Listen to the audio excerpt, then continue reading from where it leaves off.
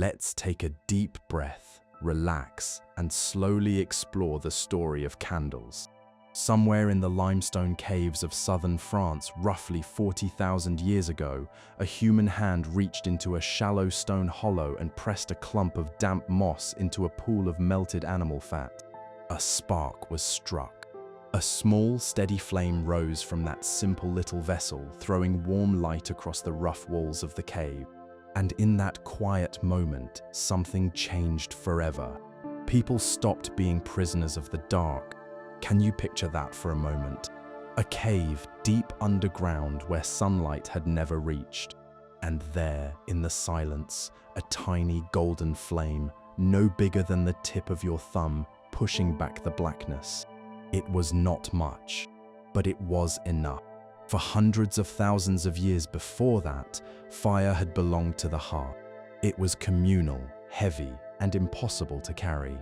A hearth fire could warm a group, cook a meal, and keep predators at bay, but it could not follow a person into a narrow passage, or light the way through a forest at night, or burn quietly beside someone working long after the sun had gone down. The hearth defined the edges of the lit world, and beyond its glow there was only darkness, deep and complete. The invention of the portable flame changed all of that. The earliest oil lamps were astonishingly simple. A depression in a stone, a pool of animal fat, and a twist of moss or lichen for a wick. That was all it took. Archaeologists have found dozens of these primitive lamps in the painted cave complexes of France, in places like Lascaux and La Mouth. At Lascaux, flat sandstone lamps with scooped basins have been recovered from deep inside the painted chambers. Their surfaces still darkened by the soot of fires that burned more than 17,000 years ago. One lamp in particular, carved from red sandstone and roughly the size of an outstretched hand, still carries a residue of rendered reindeer fat. It is one of the oldest known lighting devices on Earth. And here is something worth pausing on. Without those small stone lamps, the great cave paintings of Lascaux, Altamira, and Chauvet would never have existed. Those magnificent images of horses and bison and deer, painted with vivid mineral pigments on the uneven walls of limestone caverns, were created in total darkness. The painters had no sunlight at all. Their only illumination came from the tiny stone vessels they carried with them, flames no brighter than a modern tea candle, flickering in the still underground air. The very existence of prehistoric art is proof of prehistoric artificial lighting. Imagine the warmth of that flame against your face, the faint smell of burning fat, the shadows dancing across the stone. Imagine being the person who held that lamp, squinting in the dim, unsteady glow, applying pigment to a wall that no one else might ever see. There is something deeply moving about that image, something that connects us across an enormous distance of time. The psychological impact of portable light on early human communities must have been profound.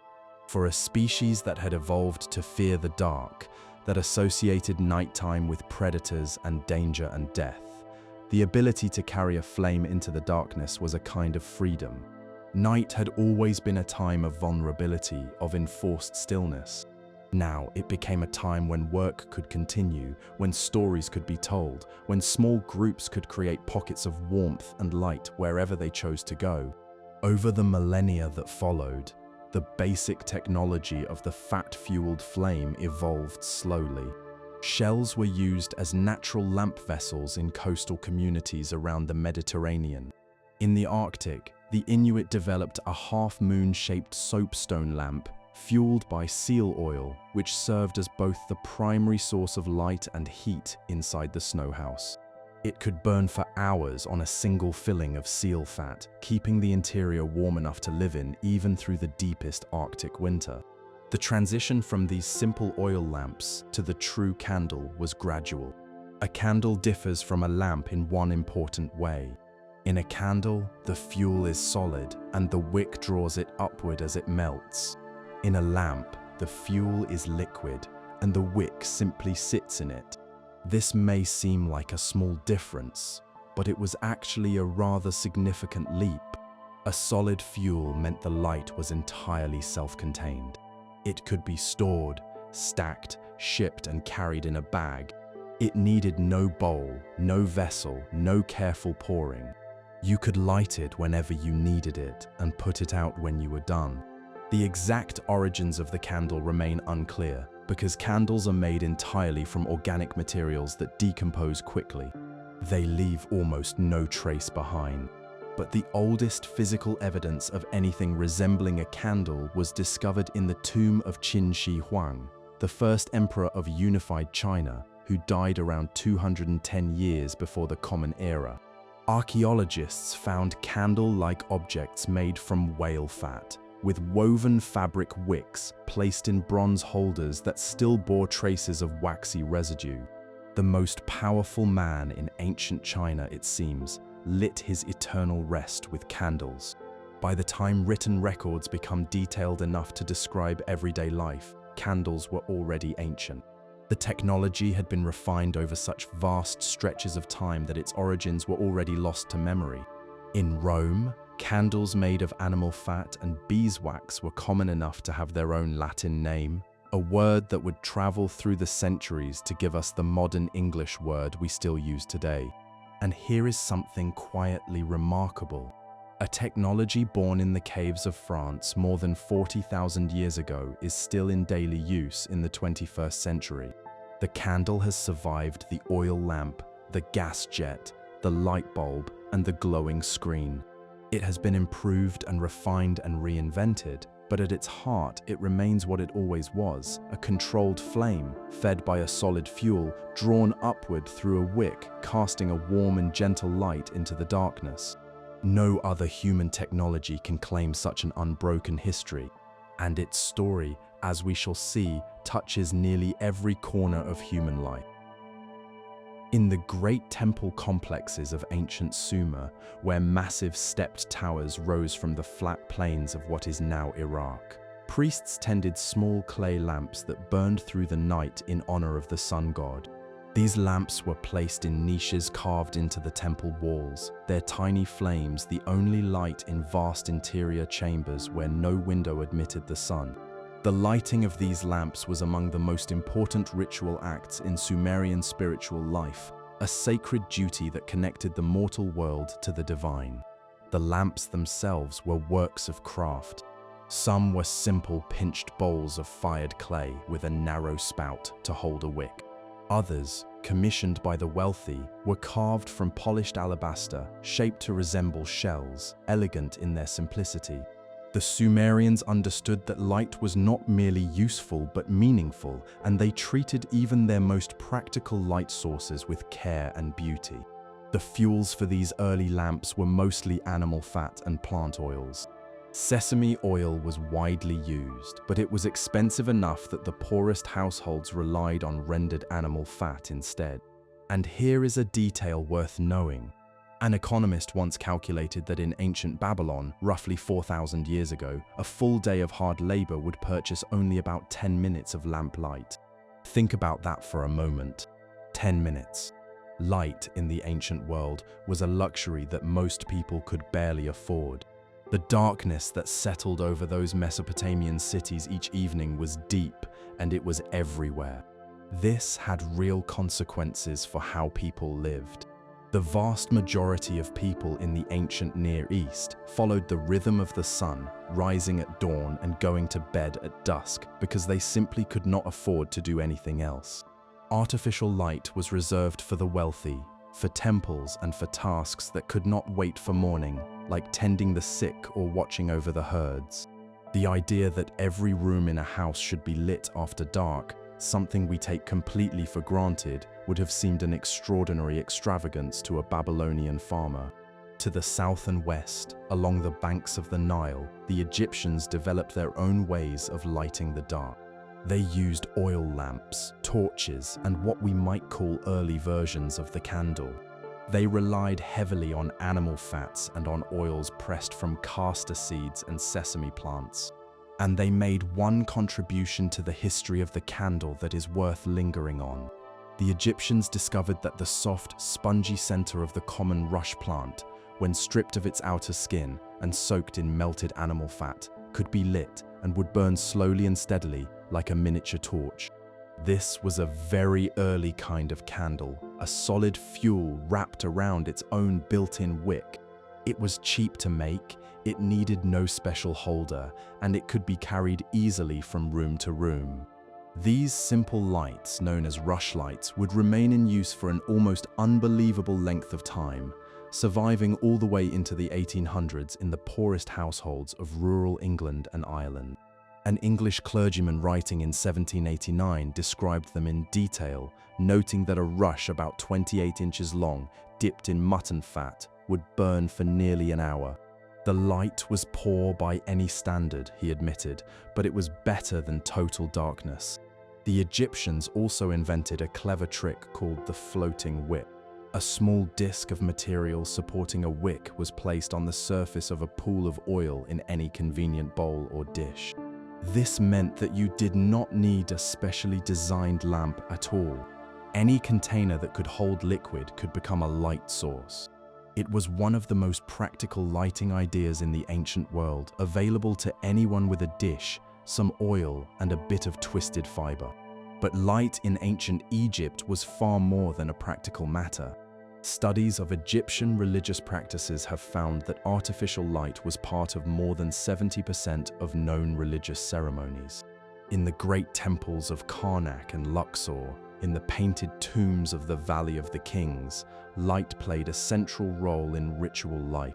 The Egyptians associated light with the divine, with the journey of the sun through the underworld each night, and with the triumph of order over chaos. To light a lamp in a temple was to help the sun on its nightly journey and to ensure its return at dawn. The inner rooms of major Egyptian temples were deliberately dark, accessible only to the priests, and lit by lamps whose flames represented the presence of the gods themselves. The Great Hall at Karnak, with its forest of massive stone columns, was designed so that light filtered through high windows, supplemented by the glow of oil lamps placed in niches throughout the space. Natural light and firelight together created an atmosphere of mystery and awe that reinforced the power of the priesthood and the majesty of the gods. Meanwhile, in the Levant, the crossroads between Egypt, Mesopotamia, and the Mediterranean, lighting traditions drew from all surrounding cultures. Clay oil lamps from ancient Canaan and Phoenicia have been found in great numbers, their shapes evolving over centuries from simple open bowls to enclosed vessels with spouts. Phoenician traders, those remarkable seafarers who established outposts across the Mediterranean, carried their lamp-making traditions with them, spreading the technology of artificial lighting to North Africa, Sicily, and the coasts of Spain. The ancient Near East, then, was the cradle of artificial lighting in all its forms. From the polished stone lamps of Sumer to the floating wicks of Egypt, from the sesame oil of Babylon to the rushlights of the Nile, these civilizations spent thousands of years perfecting the art of holding a flame. They understood that light was both a practical tool and a spiritual symbol. But the true candle, the solid taper with an embedded wick that we would recognize today, had not yet fully arrived. That development would require a new empire, a new material, and a word that has endured for more than 2,000 years. On a December evening in the 1st century of the Common Era, as the festival of Saturnalia filled the streets of Rome with laughter and the rattle of dice, a wealthy merchant's household on the Aventine Hill blazed with the light of olive oil lamps. Their polished bronze reservoirs gleamed, their multiple wicks casting a warm and steady glow across rooms decorated with garlands and fruit. A few streets away, in a cramped apartment 5 stories above the ground, a family of former slaves gathered around a single candle made from animal fat. Its flame guttered in the draught, its slightly rancid smell mixing with the odors of cooking and the noise of neighbors through the thin walls. In Rome, the light you burned told the world exactly who you were. The Romans were not the first people to make candles, but they were the civilization that gave the candle its name and, arguably, its recognizable form. The Latin word for candle came from a verb meaning to shine. That word would travel through the centuries, passing through French and Old English, eventually becoming the word we still use today.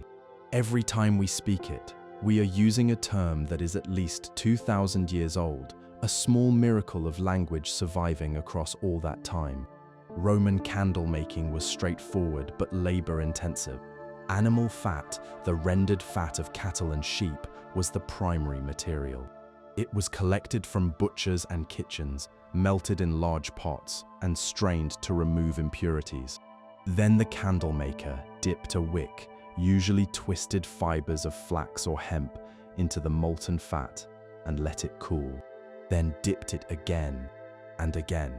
Each dip added a thin layer of solidified fat, and the process might be repeated 20 or 30 times before a taper of usable thickness was achieved. The result was functional but imperfect. A candle that burned with a yellow smoky flame, produced a noticeable smell, and needed regular trimming to keep it from making too much soot. The Romans also knew about beeswax candles, which burned cleaner and brighter and smelled much better. But beeswax was expensive, and its use was mostly limited to the wealthy and to religious ceremonies. For everyday lighting, the well-off Roman household burned olive oil in elegant lamps, some of them beautiful works of art depicting gods and animals and scenes from myths. The olive groves of the Mediterranean produced oil in quantities large enough to fuel millions of lamps across 3 continents. The distinction between lamp users and candle users was, in Rome, a distinction of class. The rich burned oil, the poor burned fat. But candles had one advantage that kept them alive. They were entirely self-contained. A candle needed no vessel, no reservoir, no careful pouring of liquid fuel. It could be carried in the hand, stuck in a holder, or wedged into a wall bracket. For soldiers on the march, for travelers on the road, for anyone who needed portable light in a world without street lamps, the candle was the better choice. You could slip it into a saddlebag, light it when you needed it, and put it out when you were done. An oil lamp, by contrast, was fragile and prone to spilling. The Roman military recognized this advantage. Legions carried candles as part of their standard equipment, using them in camps, in underground fortifications, and in the dimly lit spaces of military buildings. In frontier outposts along the great defensive walls, in the forts along the rivers of Germany and Central Europe, candles provided the light by which soldiers wrote reports, cleaned their equipment, and played the games of chance that have been the universal pastime of armies throughout history. Candles also played a meaningful role in Roman celebrations.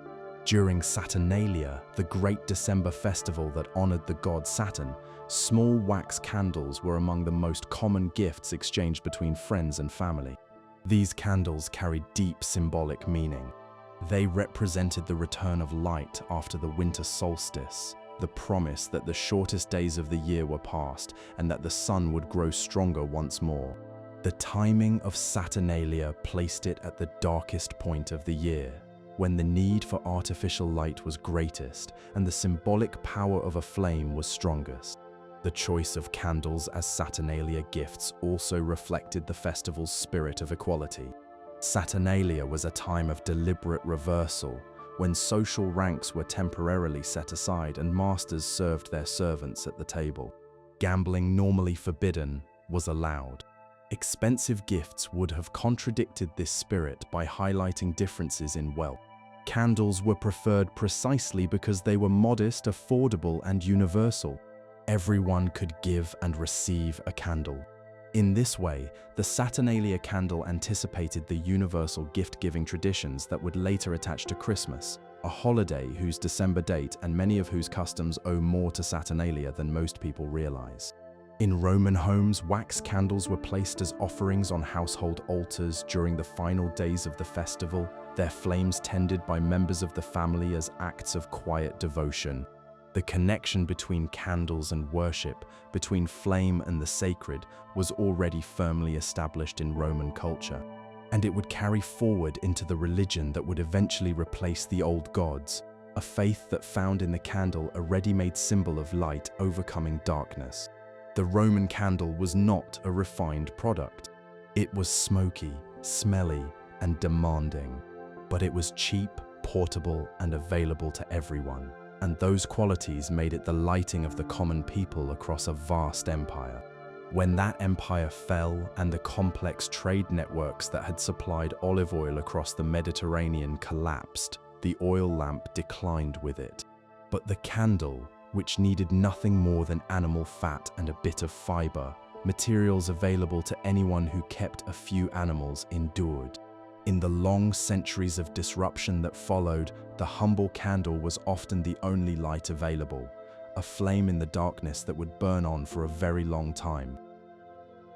In a monastery somewhere in the hills of early medieval France around the 7th century, a monk walked slowly through the cloisters toward the abbey church, carrying a freshly made candle of pale golden beeswax.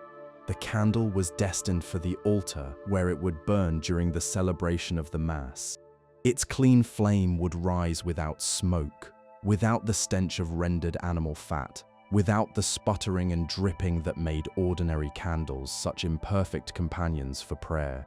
In his hands, the monk held something more than a source of light.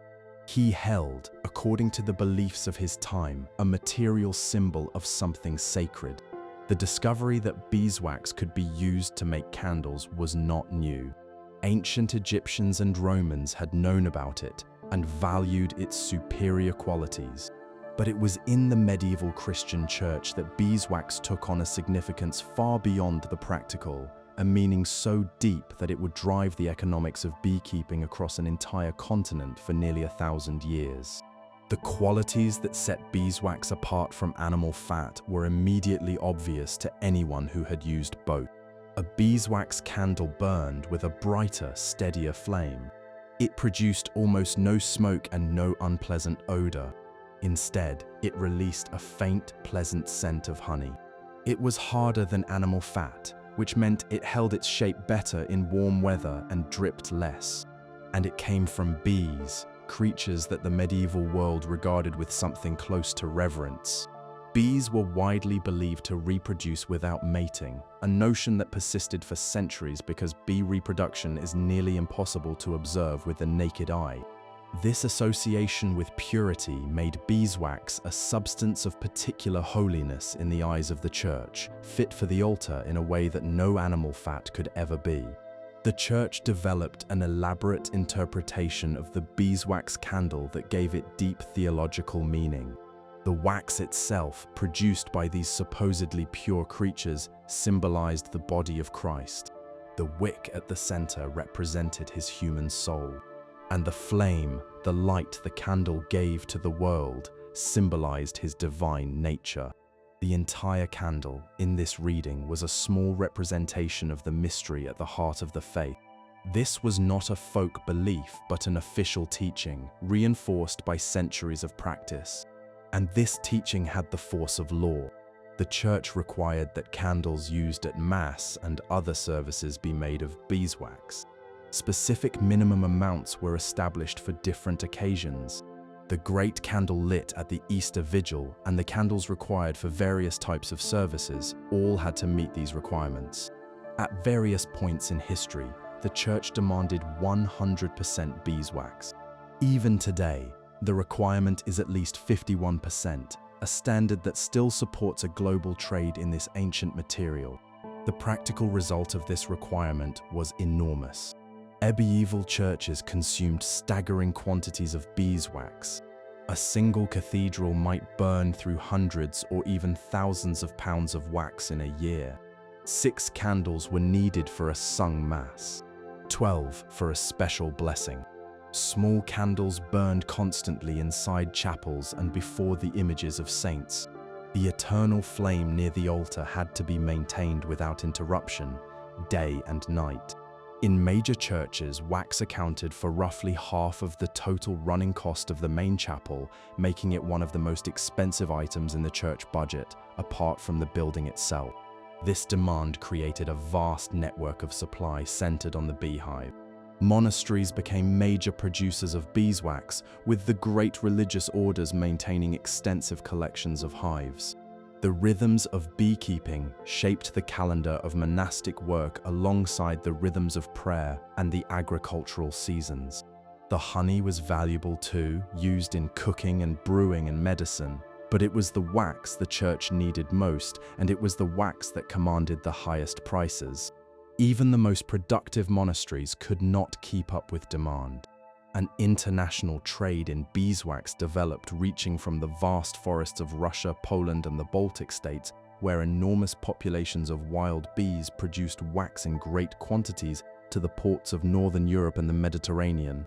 Wax traveled along rivers and overland routes, passing through cities like Riga, Lübeck, and Hamburg before reaching the candle makers of London, Paris, and Rome.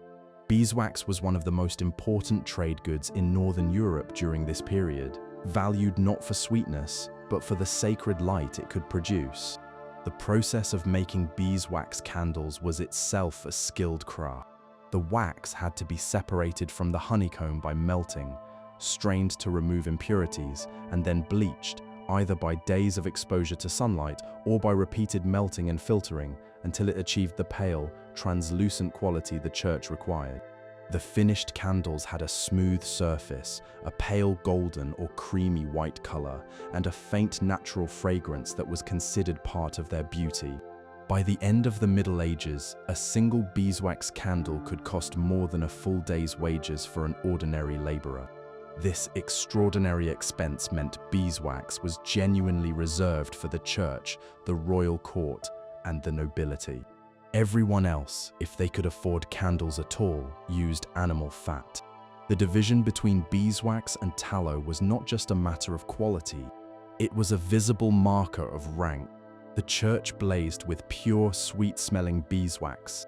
The peasant's cottage, if it had any light at all beyond the hearth, flickered with the smoky, unpleasant flame of rendered fat. This division would shape the world of candle-making for centuries to come. It gave rise to two separate guilds in London, two distinct crafts, and two very different worlds of light. The wealthy worshipped in the golden glow of beeswax. The poor worked and slept by the dim, unsteady flame of tallow. And somewhere between them, a vast trade in wax and fat connected forests and monasteries and ports and workshops across the breadth of Europe. In the underground chambers of the tomb of Qin Shi Huang, the first emperor of unified China, archaeologists working in the 1990s found something unexpected among the terracotta warriors and bronze chariots. They found candles, not oil lamps, not torches, but recognizable candles made from whale fat, poured into paper tubes with rolled rice paper serving as wicks, placed in bronze holders that still bore traces of their waxy residue.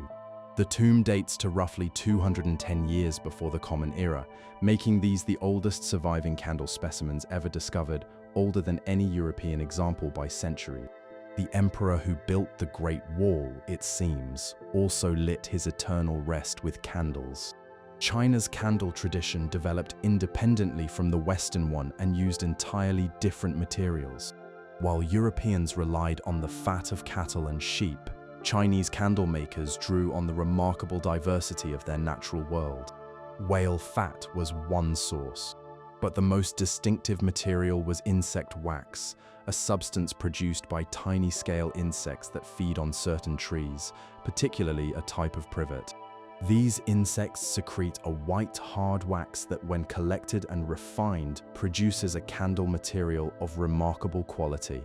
The production of this wax was refined over many centuries, and by the time of the Yuan dynasty in the 1300s and 1400s, Chinese candle making had reached a high level of skill. During the Han dynasty, from roughly 200 years before the Common Era to 220 years after, candles became associated with wealth and status. They were used in palaces and courts, in temples, and in the homes of the powerful. Chinese candle-making techniques developed alongside advances in papermaking, and the two crafts were intertwined, with rice paper serving as both wick material and mold. By the time of the Tang dynasty, candles had become common enough to appear in poetry, in art, and in the daily life of people across all walks of life. Tang poets wrote of candlelit evening gatherings, of the quiet sadness of a candle burning down to its end, and of the way candlelight could transform an ordinary room into something intimate and precious. Far to the east, across the sea, Japan developed its own beautiful candle tradition.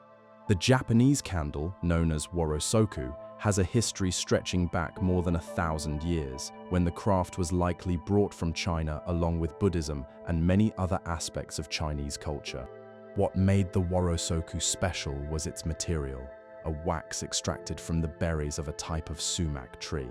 This vegetable wax, pale green or cream in color, had properties that made it ideal for the quiet, contemplative spaces of Buddhist temples. It burned with almost no smoke, producing a clear, steady flame that did not fill the room with soot or the smell of animal fat. In a culture that prized purity, simplicity, and the careful arrangement of every detail, the worosoku was not merely a light source, but a work of art. The wax was heated and applied by hand around a wick made from special paper wound around a core of rush, with each layer built up in a spiraling motion that takes years of training to master. The result was a candle with a distinctive, slightly uneven surface and a thick wick that produced a large, gently dancing flame. Unlike Western candles, which burn with a relatively small and still flame, the worosoku flame moves and flickers, an effect that Japanese tradition finds deeply beautiful. Today, only a handful of craftspeople in Japan still make worosoku by hand, and their candles are recognized as part of the country's cultural heritage. A single handmade worosoku may cost what seems like an extraordinary amount, a reflection of the hours of skilled work each one requires. But for those who understand what they are, these candles offer an experience of light that nothing from a factory can match. In South Asia, the relationship between flame and the sacred was even more ancient. The Indian oil lamp, a small clay vessel with a cotton wick, has been part of Hindu worship since the very earliest period of the faith, making it one of the oldest continuously used lighting devices in the world. It burns liquid oil or clarified butter rather than solid wax, so it is not technically a candle. But its purpose is the same, and its history is woven into the same story of how humans have used controlled flame to push back the darkness. The oil lamp holds a place of deep significance in Hindu belief. The oil is sometimes understood to represent the things that darken human life, things like greed and jealousy and anger. The wick represents the human soul, and the act of lighting the lamp is understood as an act of spiritual cleansing, a burning away of darkness and ignorance. Clarified butter made from milk is considered the most sacred fuel, and when it burns, the flame is brighter and steadier than that of other oils. It is the first thing many devout Hindus light each morning and the last thing put out at night. The most spectacular expression of this tradition is Diwali, the festival of lights, when millions upon millions of small clay lamps are lit across India and wherever Hindu communities have settled. Doorsteps, windowsills, rooftops, entire cities are transformed into landscapes of flickering flame. We will return to Diwali later in our story when we explore the candle's role in the world's great religions. What connects all of these Asian traditions, Chinese whale fat candles, Japanese worosoku, Indian oil lamps, is not a shared technology but a shared understanding. Across the vast distances of Asia, in cultures that had little or no contact with the Mediterranean world, human beings independently arrived at the same quiet conclusion. A small, portable, controlled flame was not merely useful. It was sacred. Light carried meaning.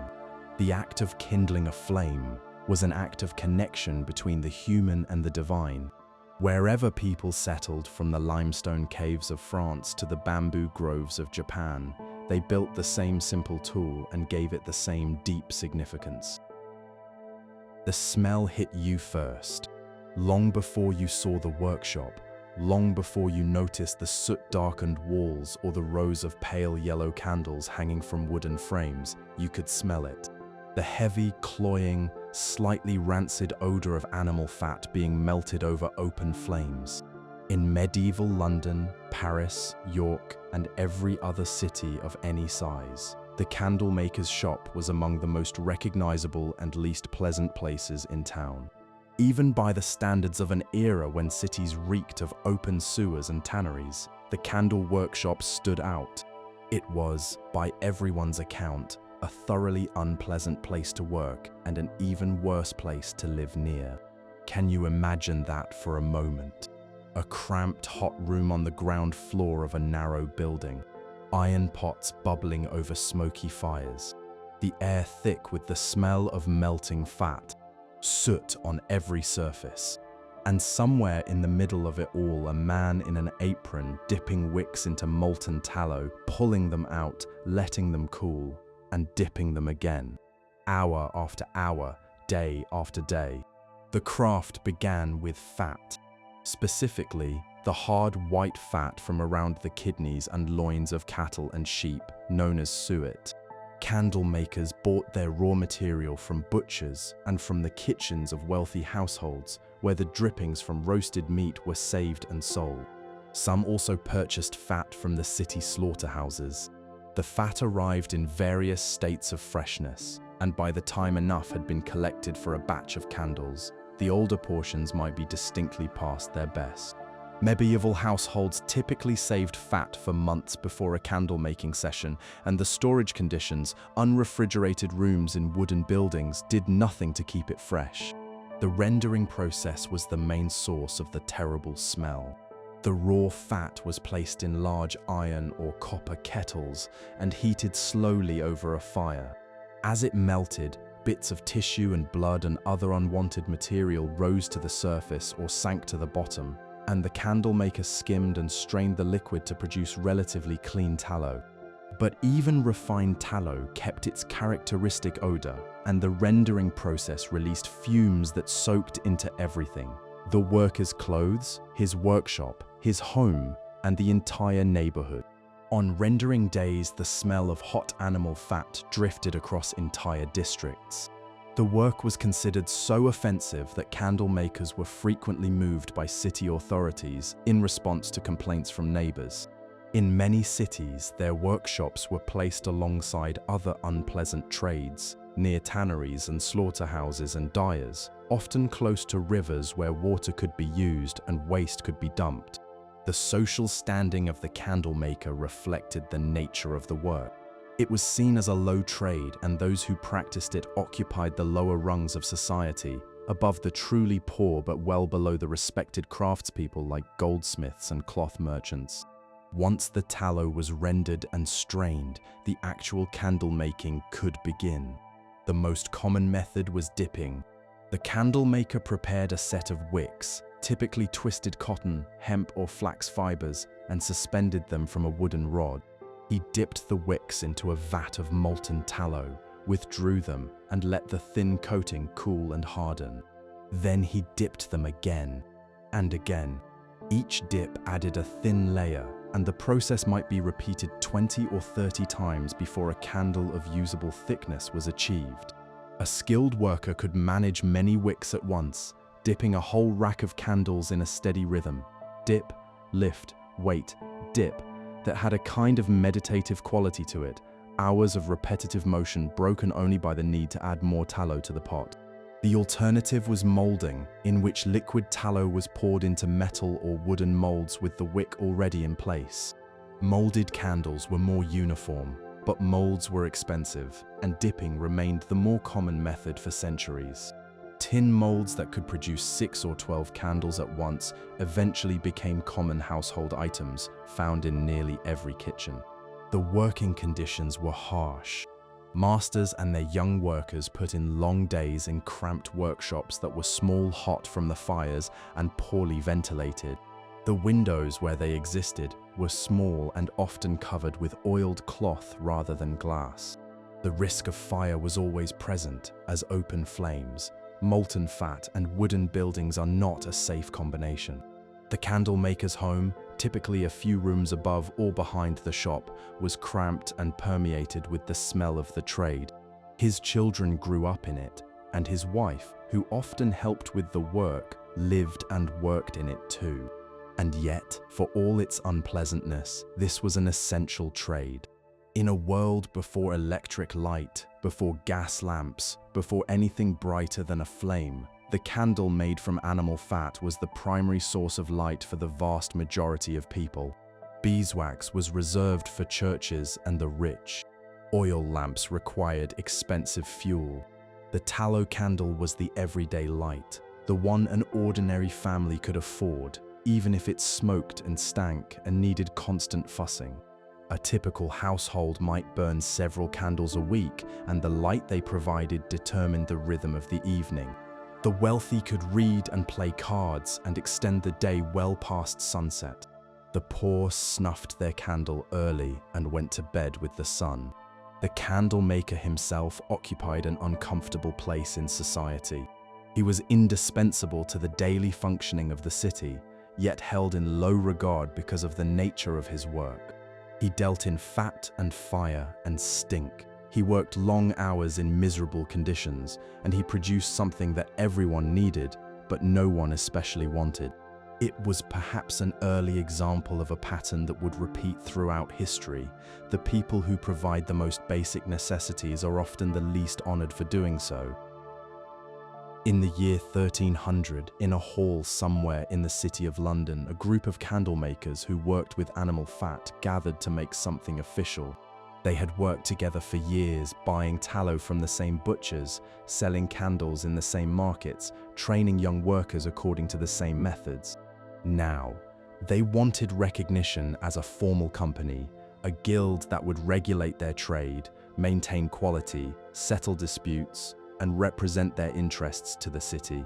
Their organization would eventually receive a royal charter from King Edward IV in 1462, becoming one of the great livery companies of London. But here is a rather interesting detail. The candle trade in London did not produce just one guild. It produced two. Alongside the organization for tallow candle makers, there was a separate and even older guild for makers of beeswax candles. Records show the Beeswax Guild as a recognized body before 1330, and it may have existed in some form as early as 1199.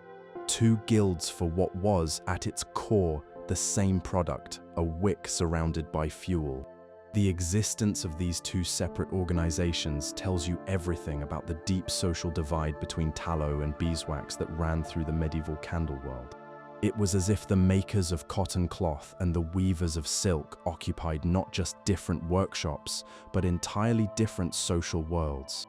The Beeswax Guild served the church and the aristocracy. Their product was expensive, refined, and sacred. The Tallow Guild served everyone else. Their product was cheap, essential, and smelly. The relationship between the two was sometimes cooperative and sometimes tense, with disputes over boundaries, quality standards, and the right to inspect each other's goods. Both guilds performed important functions for their members and for the public. They regulated the quality of candles sold in the city, making sure that candle makers did not mix in inferior fats or sell candles that weighed less than they should. They controlled who could practice the trade, requiring young people to serve long apprenticeships, typically 7 years, before they could set up on their own. They set fair prices and resolved disagreements. And they served as a kind of safety net for their members, offering money in times of illness, contributing to funeral costs, and caring for the widows and children of members who died. In a world before any kind of government welfare, the guild was the closest thing a working person had to insurance. Similar organizations existed across Europe. In Paris, the waxworkers had their own regulated guild, and in German cities, the candle makers were organized into craft associations with their own rules and traditions.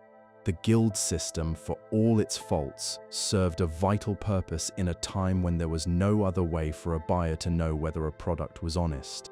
A candle bearing the mark of a licensed maker was guaranteed to be of a certain weight, composition, and quality.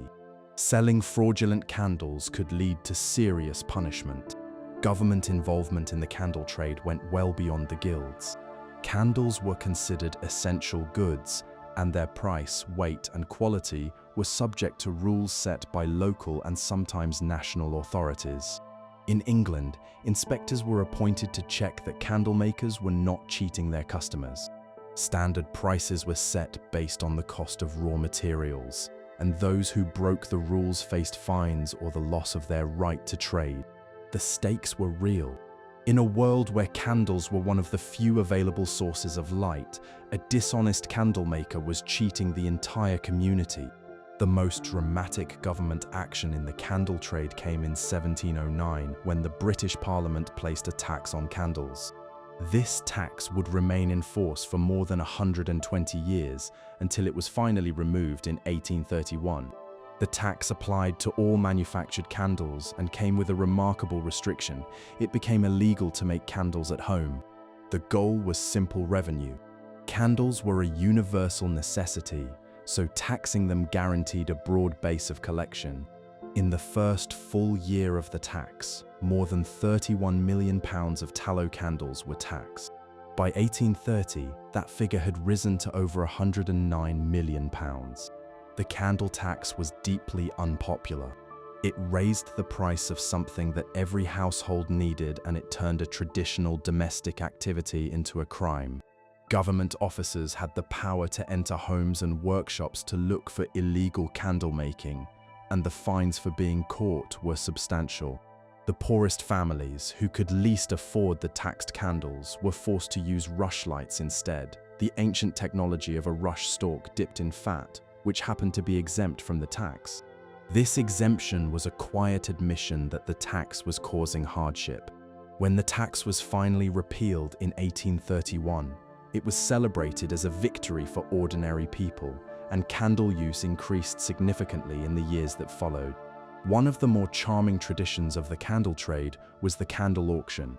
In this method, a short candle, usually about an inch long, was lit at the start of bidding, and the auction continued until the flame went out.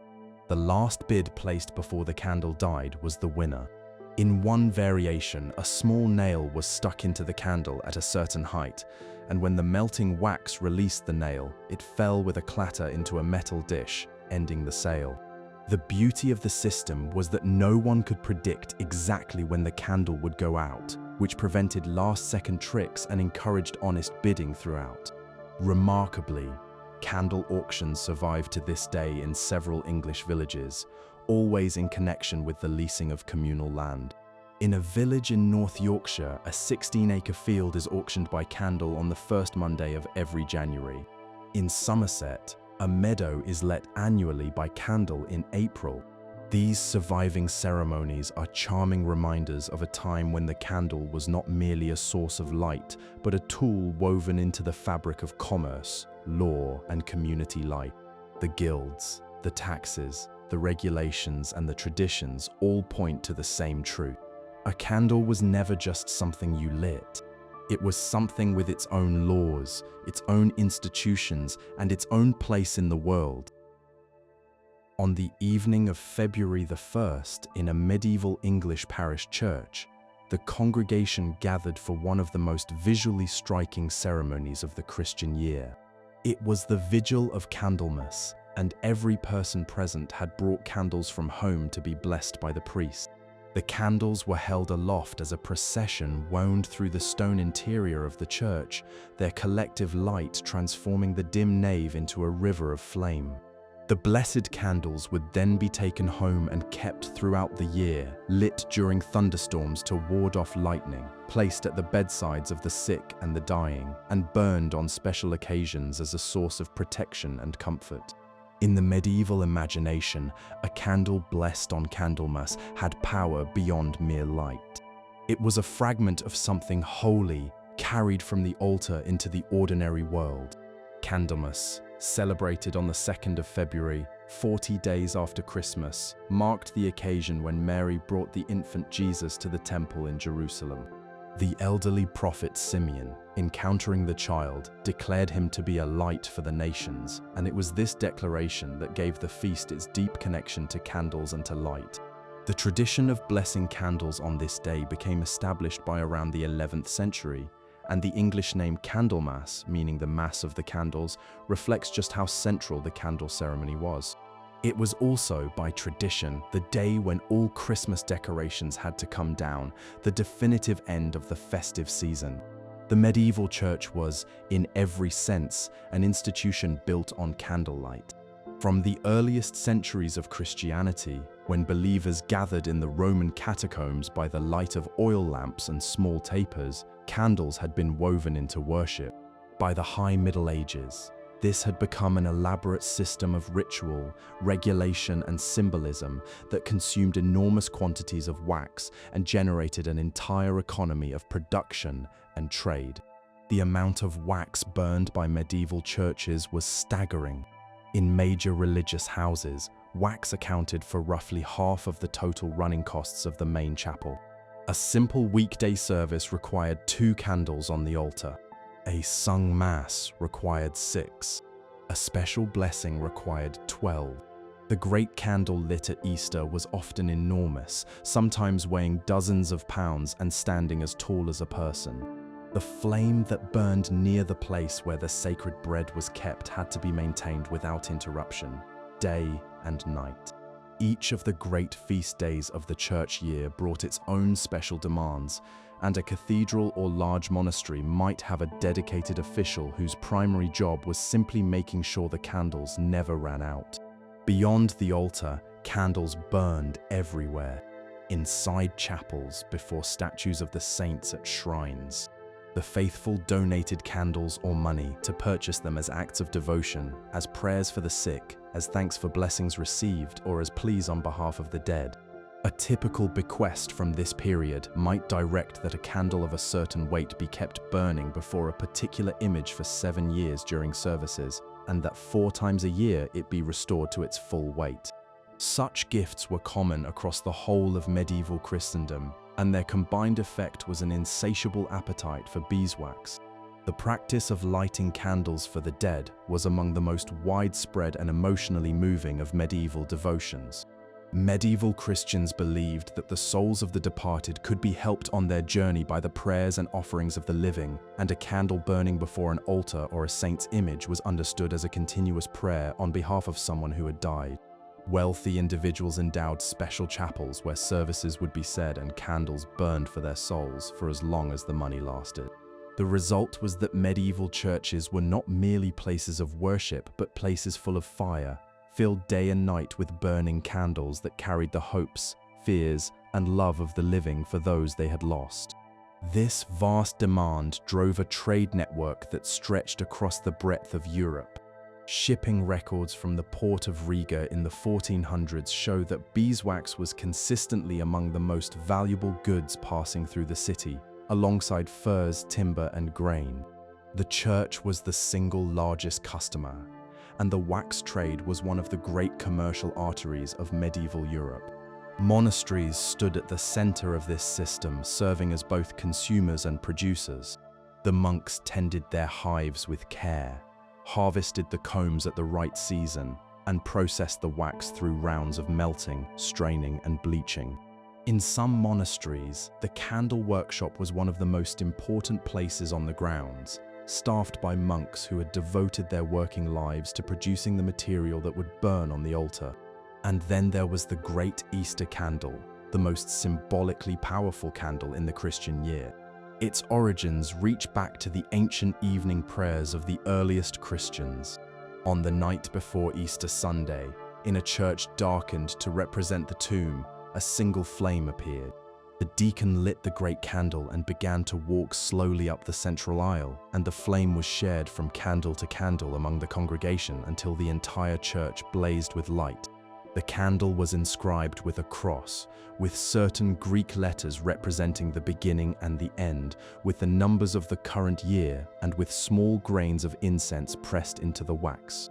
This ceremony has been performed for more than 1,500 years, and it captures in just a few minutes of ritual the deepest meaning that human beings have ever given to the act of lighting a candle. A single flame appears in total darkness, and from that one small light, a whole world is illuminated. In the year 1021, in a small room in Cairo where he had been confined under house arrest, a scholar completed the final pages of a 7-part work that would transform our understanding of light forever. In one of its most famous experiments, the author instructed the reader to hold a candle up to the open end of a tube in the darkness of night, showing that light traveled in straight lines from the flame through the opening. The humble candle, the everyday object that everyone would have recognized, became in this man's hands a tool of scientific discovery. The scholar, known in the Latin-speaking West as Al-Hazan, was born around 965 in the city of Basra, in what is now Iraq, and spent much of his working life in Egypt. His great work on optics, written during a decade of forced isolation, overturned the theories of vision that had dominated scientific thought since the ancient Greeks.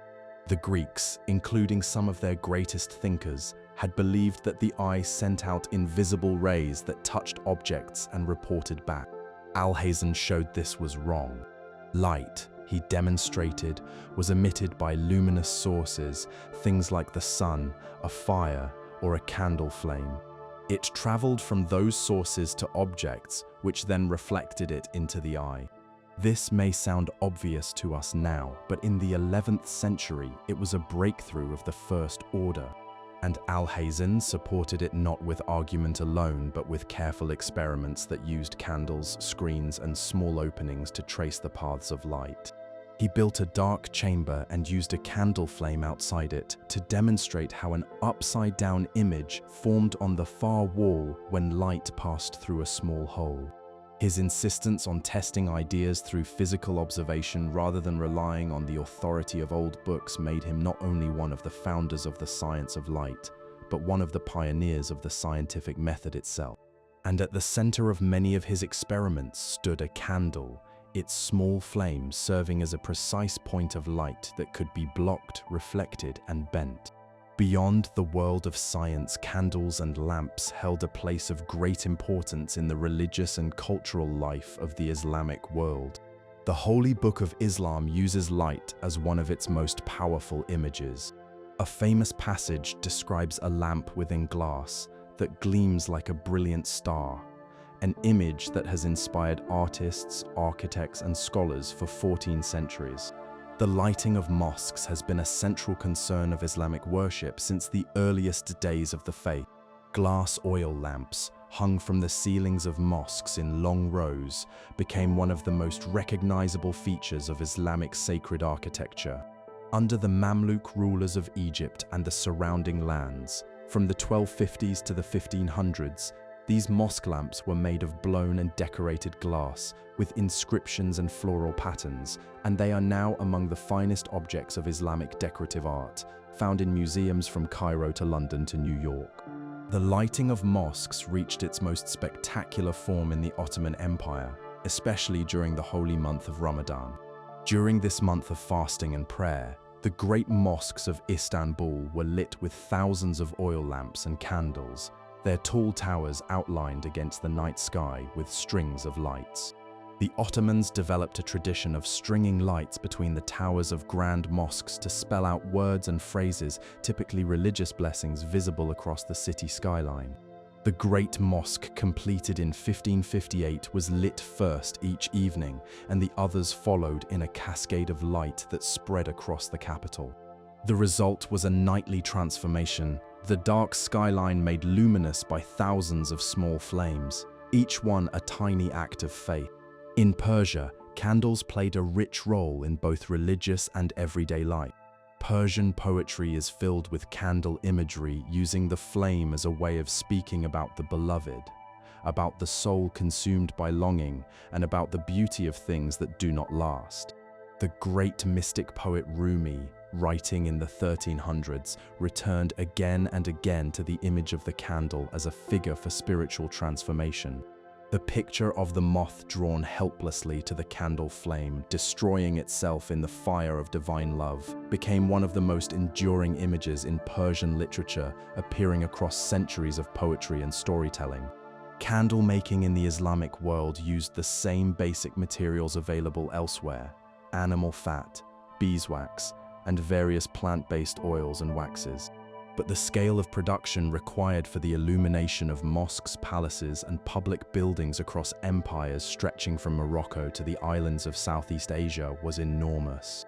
The trade in lamp oil and wax was a significant commercial activity, connecting olive oil producers in the Mediterranean, beeswax gatherers in the forests of modern-day Turkey and the Caucasus, and suppliers of various animal and plant fats from across a vast territory. A system of charitable endowments frequently included provisions for keeping mosque lamps burning in perpetuity, ensuring that the lights would be maintained for generations through income from dedicated properties. Even today, the lighting of mosques during Ramadan remains one of the most distinctive features of the holy month across the Muslim world. In Cairo, elaborate lanterns, traditionally lit by candles, are displayed in homes and shops and streets during Ramadan, creating a festive atmosphere that reaches back hundreds of years. The impulse to mark sacred time with sacred light, to fill the darkness with spiritual meaning, is one that the Islamic world shares with every other civilization in human history.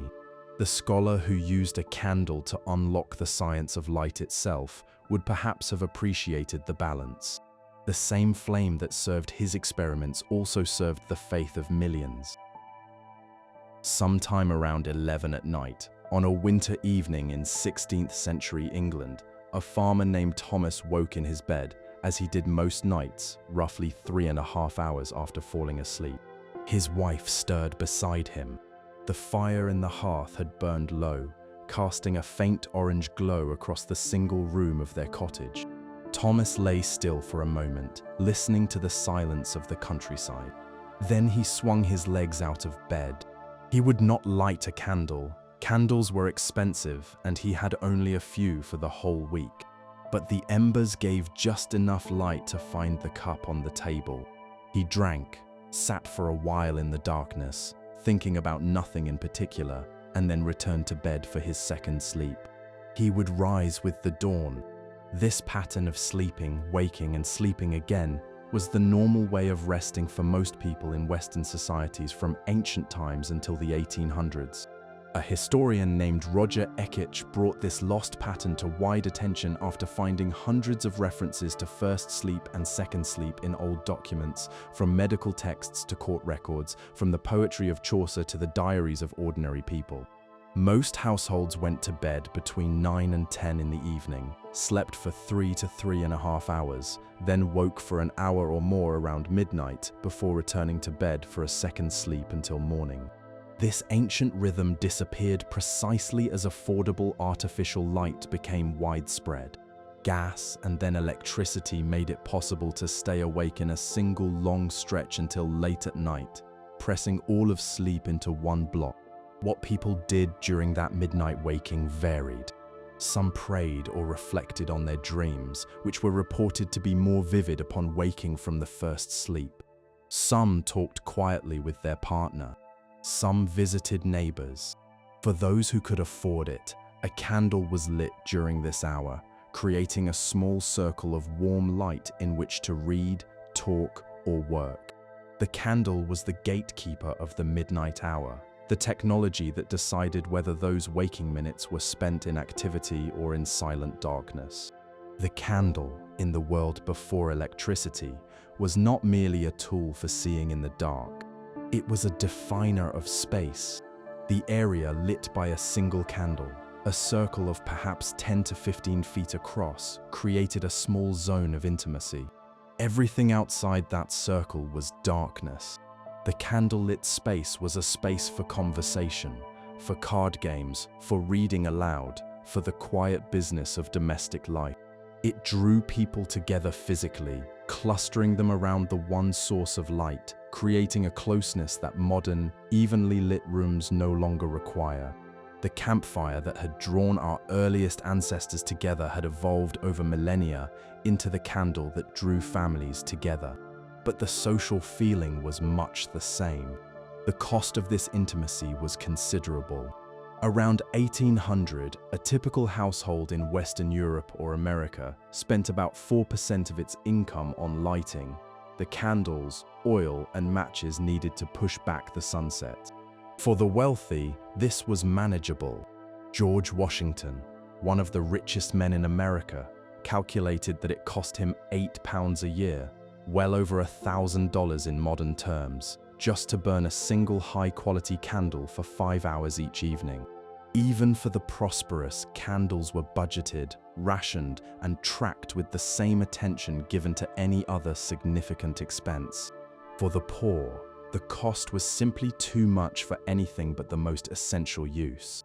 Most families lived by the rhythm of the sun. They rose at dawn, worked through the daylight hours, ate their main meal in the late afternoon, while there was still light to see by, and went to bed shortly after sunset. The ability to work, read, or visit with friends after dark was a privilege of wealth. In this way, the night before electricity was not a shared experience, but a divided one. The rich lived in light, the poor lived in darkness, and this division had consequences beyond comfort. The ability to read and study after dark gave the educated classes several additional hours of productive time each day that were simply unavailable to those who could not afford candles.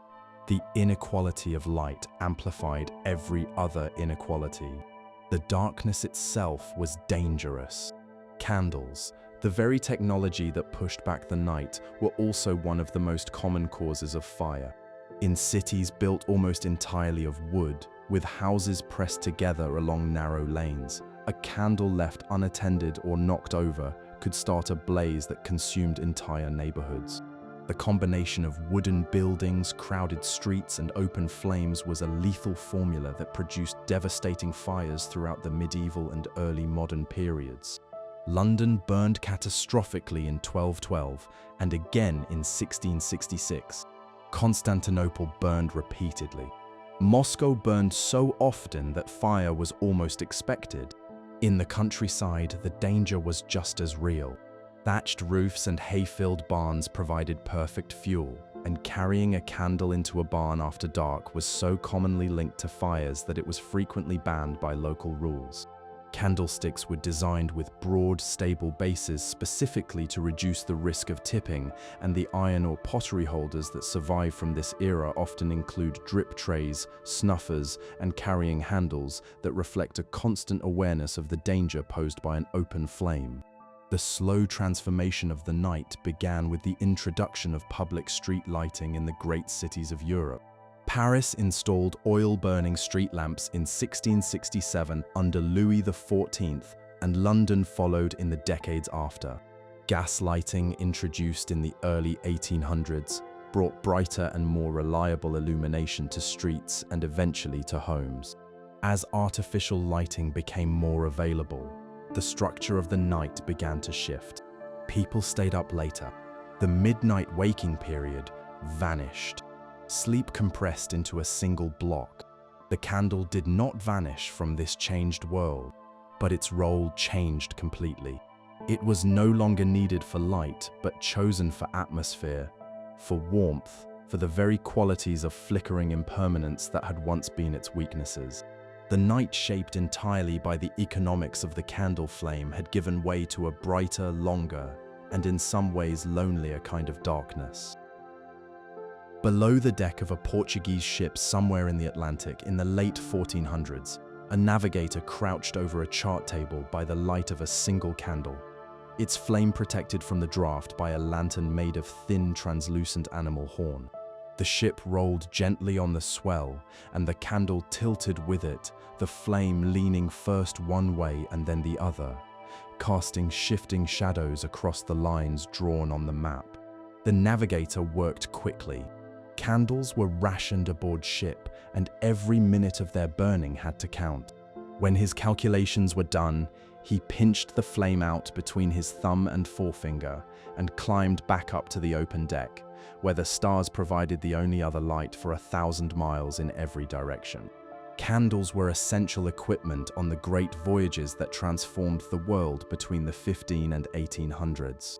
Ships carried barrels of tallow candles for lighting the spaces below deck, the chart rooms, the cabins, and the storage areas where crew members worked, ate, and slept beyond the reach of sunlight. Keeping candles lit at sea was a constant challenge. The motion of the ship made open flames dangerous, drafts threatened to blow them out, and the combination of wooden hulls, tarred ropes, and canvas sails meant that every flame aboard was a potential disaster. Fire at sea was the most feared catastrophe of the age of sail, and many ships that never came home were believed to have been lost, not to storms but to fires started by unattended candles below deck. The candles were typically enclosed in horn lanterns, containers made from thin sheets of translucent animal horn that let light through while shielding the flame from wind. These lanterns could be hung from hooks or carried by hand, and they were the standard lighting of the maritime world for centuries. The light they produced was poor. A dim yellowish glow filtered through the amber of the horn, but it was enough for reading charts, writing log entries, and finding your way through the dark, cramped spaces of a sailing ship. One of the most clever uses of candles in the medieval and early modern world was the candle clock. The idea was beautifully simple. A candle of known composition, burning under steady conditions, consumed wax at a predictable rate. By marking lines along the side of the candle, you could measure how much time had passed by seeing which marks had been burned away. The candle clock is most famously linked to Alfred the Great, King of Wessex, who ruled in the late 800s. According to his biographer, Alfred devised a system of 6 candles, each marked at regular intervals. Each candle burned for roughly 4 hours, and the 6 together provided a full day of timekeeping. To protect them from drafts, they were enclosed in the same horn lanterns used aboard ships. In monasteries, candle clocks marked the hours of prayer, telling the monks when it was time to rise and chant the night offices. A particularly clever version turned the candle into an alarm clock. A small metal nail was pushed into the wax at the point where you wanted to wake up, and when the candle burned down to that level, the nail fell onto a metal plate below with a clatter loud enough to rouse a sleeping monk. This simple device was in use for centuries before mechanical clocks made it unnecessary. When European explorers and settlers reached the Americas, they brought their candle-making traditions with them. The English colonists who arrived in North America in the 1600s found themselves in a land where cattle were scarce and where the familiar European sources of candle materials had not yet been established. The early settlers relied on imports from England and on whatever fats they could render from wild game and the small herds of livestock they managed to build. The shortage of candles was a real hardship. The long winters of New England brought darkness by 4 in the afternoon, and without enough candles, the evening hours were spent in near total darkness. It was in this situation that one of the first truly American contributions to candle making appeared, the bayberry candle. Colonial women living near the bogs and marshes of Cape Cod and the New England coast discovered that the common bayberry bush produced small grayish-green berries coated in a hard, fragrant wax. By boiling the berries in water, they could release this wax, which floated to the surface and could be skimmed off, hardened, and used for candles. Bayberry wax was far better than animal fat in almost every way. It was hard enough to hold its shape even in summer heat. It burned slowly and evenly. And when lit, it released a wonderful scent, clean and slightly spicy, a world away from the rank smell of tallow. Bayberry candles became treasured objects in colonial homes, and they were popular enough to be shipped back to England, where they sold for premium prices. But bayberry candle making was back-breaking work. The berries were small and the wax coating on each one was thin. It took roughly 1.5 quarts of berries, each one picked by hand, to produce enough wax for a single small candle. A family might spend days gathering berries and hours boiling them for a handful of candles.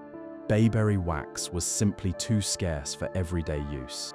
These candles were saved for special occasions, for holidays and celebrations and gifts. A tradition developed that burning a bayberry candle on Christmas Eve or New Year's Eve would bring good fortune in the year to come, a tradition that lives on in New England to this day. And the sweet scent of bayberry has become so linked with the holiday season that modern candle companies still make bayberry-scented candles using other materials. The age of exploration did more than carry European candle traditions across the ocean. It also introduced Europeans to new materials that would eventually transform candle making itself.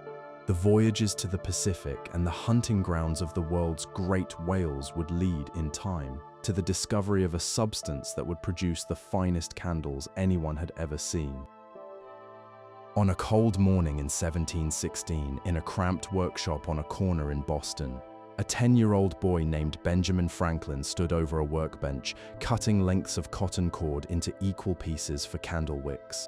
His father, Josiah, worked nearby, stirring a pot of melted tallow that filled the room with its familiar, slightly unpleasant smell. Josiah had come to America from England in 1683 to practice his faith and pursue his trade as a candle maker and soap maker. He intended for his youngest son to inherit the business, to spend his life rendering fat and dipping wicks and selling candles to the households of Boston. Benjamin, as the world would eventually learn, had other plans. The young Franklin spent 2 years in his father's workshop, cutting wicks, filling molds, minding the shop counter, and running errands. It was dull, repetitive, physically tiring work, and Benjamin made no secret of how much he disliked it. In the autobiography he wrote decades later, he described the trade with characteristic understatement, simply noting that it did not suit him. By the age of 12, his father recognized that the boy's restless intelligence was not meant for candle making and sent him to learn printing from his older brother instead. Benjamin Franklin would go on to become one of the most famous Americans who ever lived, a founding father, a scientist, a diplomat, and a philosopher. But his first education, the first trade he learned, was the making of candles. It is one of the quieter ironies of American history that the man who would later conduct experiments with lightning and push the boundaries of electrical science began his working life in the dim, smoky workshop of a candle maker. Josiah Franklin's experience was typical of the colonial American craftsman. Candle making in the colonies was both a household activity and a commercial trade, and for most of the 1600s and 1700s, the two existed side by side. Families, especially in rural areas, made their own candles at home, a task that fell primarily to women and children. The household candle-making day was a significant event, often requiring the help of the entire family, and sometimes the neighbors too. Fat had been saved for months, collected from the drippings of roasted meat, from slaughtered animals, and sometimes bought from local butchers. By the time the day arrived, the accumulated fat was often passed fresh, adding to the general unpleasantness. The process started with rendering. The raw fat was melted in a large iron pot hung over the fireplace, a task that took hours and filled the house with smoke and smell. The liquid was strained through cloth to catch impurities, then cooled slightly before the dipping began. Wicks were tied to rods, and the slow, repetitive process of building up layer after layer of tallow continued throughout the day.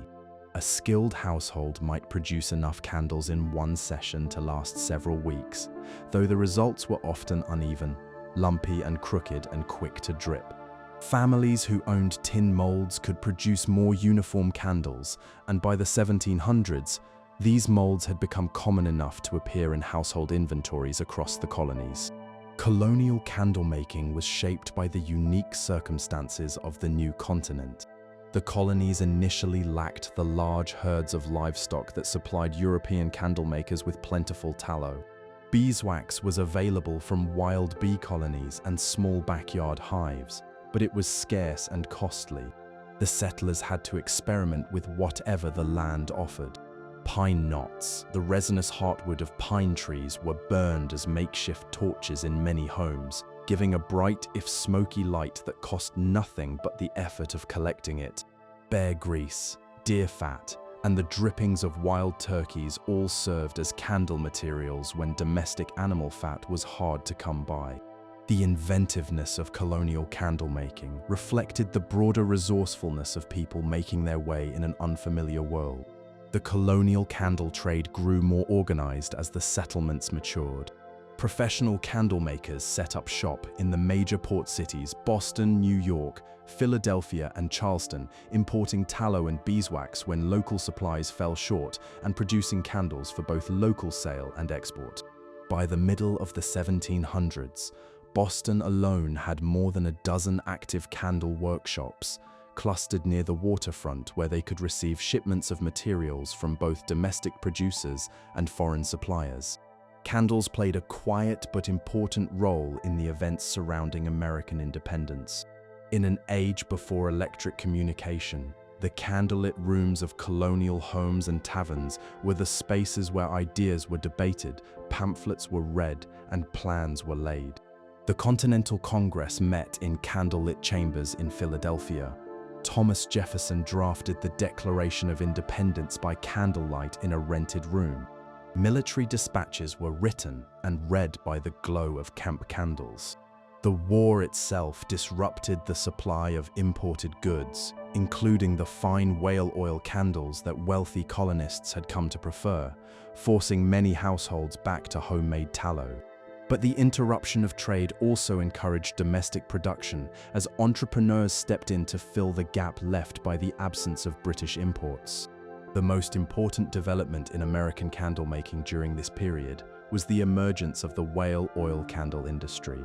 New England whalers had begun hunting the sperm whale in earnest in the early 1700s, and the discovery that a waxy substance from the whale's head could be refined into candles of extraordinary quality created an entirely new enterprise. These candles burned brighter, longer, and cleaner than anything else available, and they quickly became the finest lighting product in the American colonies and, through export, across the Atlantic world. That industry and the remarkable substance that fueled it is where our story turns next. In the year 1712, somewhere off the southern coast of Nantucket Island, a small boat crewed by men from the island's growing whaling community came across a type of whale none of them had hunted before. It was larger than the whales they were used to chasing from the beach, with a massive, blunt, squared-off head that looked out of proportion to its body. When they killed it and brought it alongside their boat, they discovered something extraordinary inside that enormous head, a cavity filled with a clear, oily liquid that, when cooled, hardened into a beautiful white, waxy substance. They had found their first sperm whale, and they had discovered a material that would transform the candle forever. Within 3 years, Nantucket had 6 ships at sea hunting these whales. By 1730, it had 25. The island was about to become the candle capital of the world. This waxy substance drawn from the head of the sperm whale was unlike any candle material previously known. It had a high melting point, which meant it held its shape firmly even in warm weather. It burned with a bright, clean flame that produced almost no smoke and no unpleasant odor. When refined, it hardened into a white, slightly translucent wax that could be molded into candles of extraordinary beauty and consistency. In an era when the best available candle was still a beeswax taper that cost more than a day's wages, this new material was a revelation. It was, by everyone who used one, the finest candle that had ever existed. An average sperm whale's head contained a cavity that could yield up to 500 gallons of the oily liquid. Larger whales could produce as much as 900 gallons. This single substance, from a single organ of a single animal, provided the raw material for hundreds of candles of the highest quality. The rest of the whale yielded oil for lamps, bone for corsets and umbrella ribs, and a rare substance used in perfume. But it was the head wax that commanded the highest prices and drove the industry forward. And Nantucket and New Bedford, both in Massachusetts, became the twin capitals of American whaling and, by extension, of the world's finest candle production. What had started as men launching small boats from the beach evolved within a few decades into a global enterprise. Nantucket's harbor filled with the masts of whaling ships that voyaged to the coasts of Africa, South America, the Arctic, and eventually the Pacific, pursuing whales across every ocean in journeys that could last 3 years or more. At its peak in the 1840s, The American whaling fleet numbered more than 700 ships, and the combined value of everything they brought home made whaling one of the largest industries in the country. The candles made from this material were a status symbol. They lit the finest homes, the most fashionable drawing rooms, and the most exclusive establishments in America and Europe. They sold for premium prices, and even the wealthiest Americans felt the cost. George Washington, as we noted earlier, calculated that burning just one of these candles for 5 hours each night cost him £8 per year, a sum that shows how even this premium product remained a significant investment. The production of these candles was a specialized craft. The crude material extracted from the whale's head arrived at candle factories as a yellowish, oily substance that required extensive processing. It was heated, pressed to separate the liquid oil from the solid wax, then further purified through washing and bleaching until it became a pure white crystalline wax ready for molding.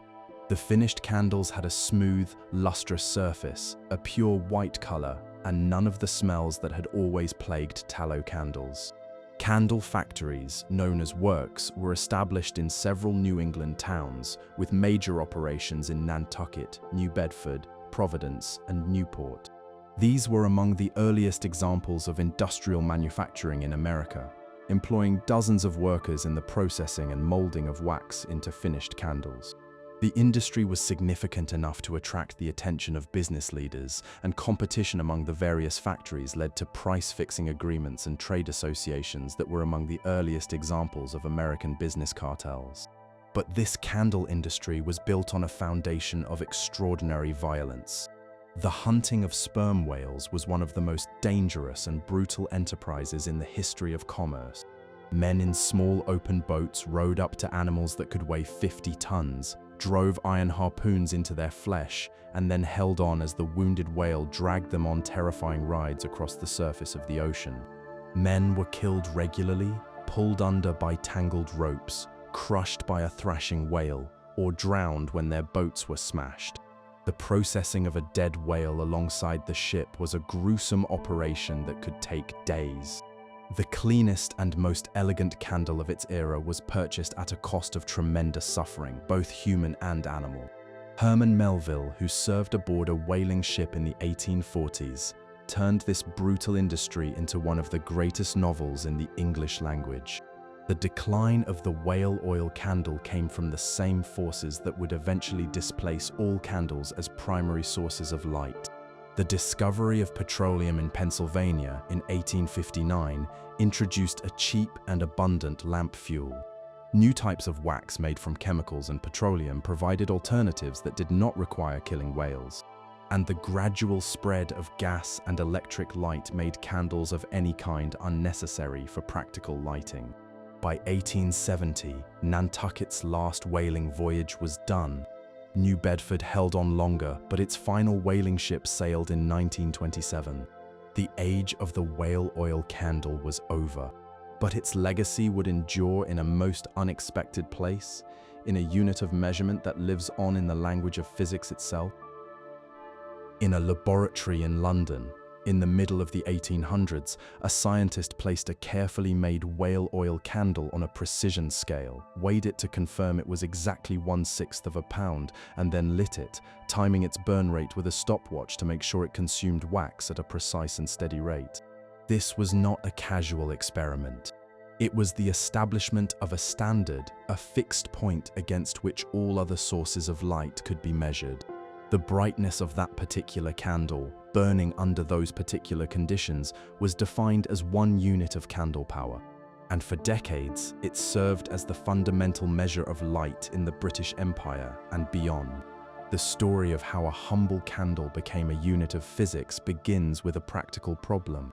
As gaslighting spread through British cities in the early 1800s, customers and regulators needed a way to measure whether the gas companies were delivering the brightness of light they promised.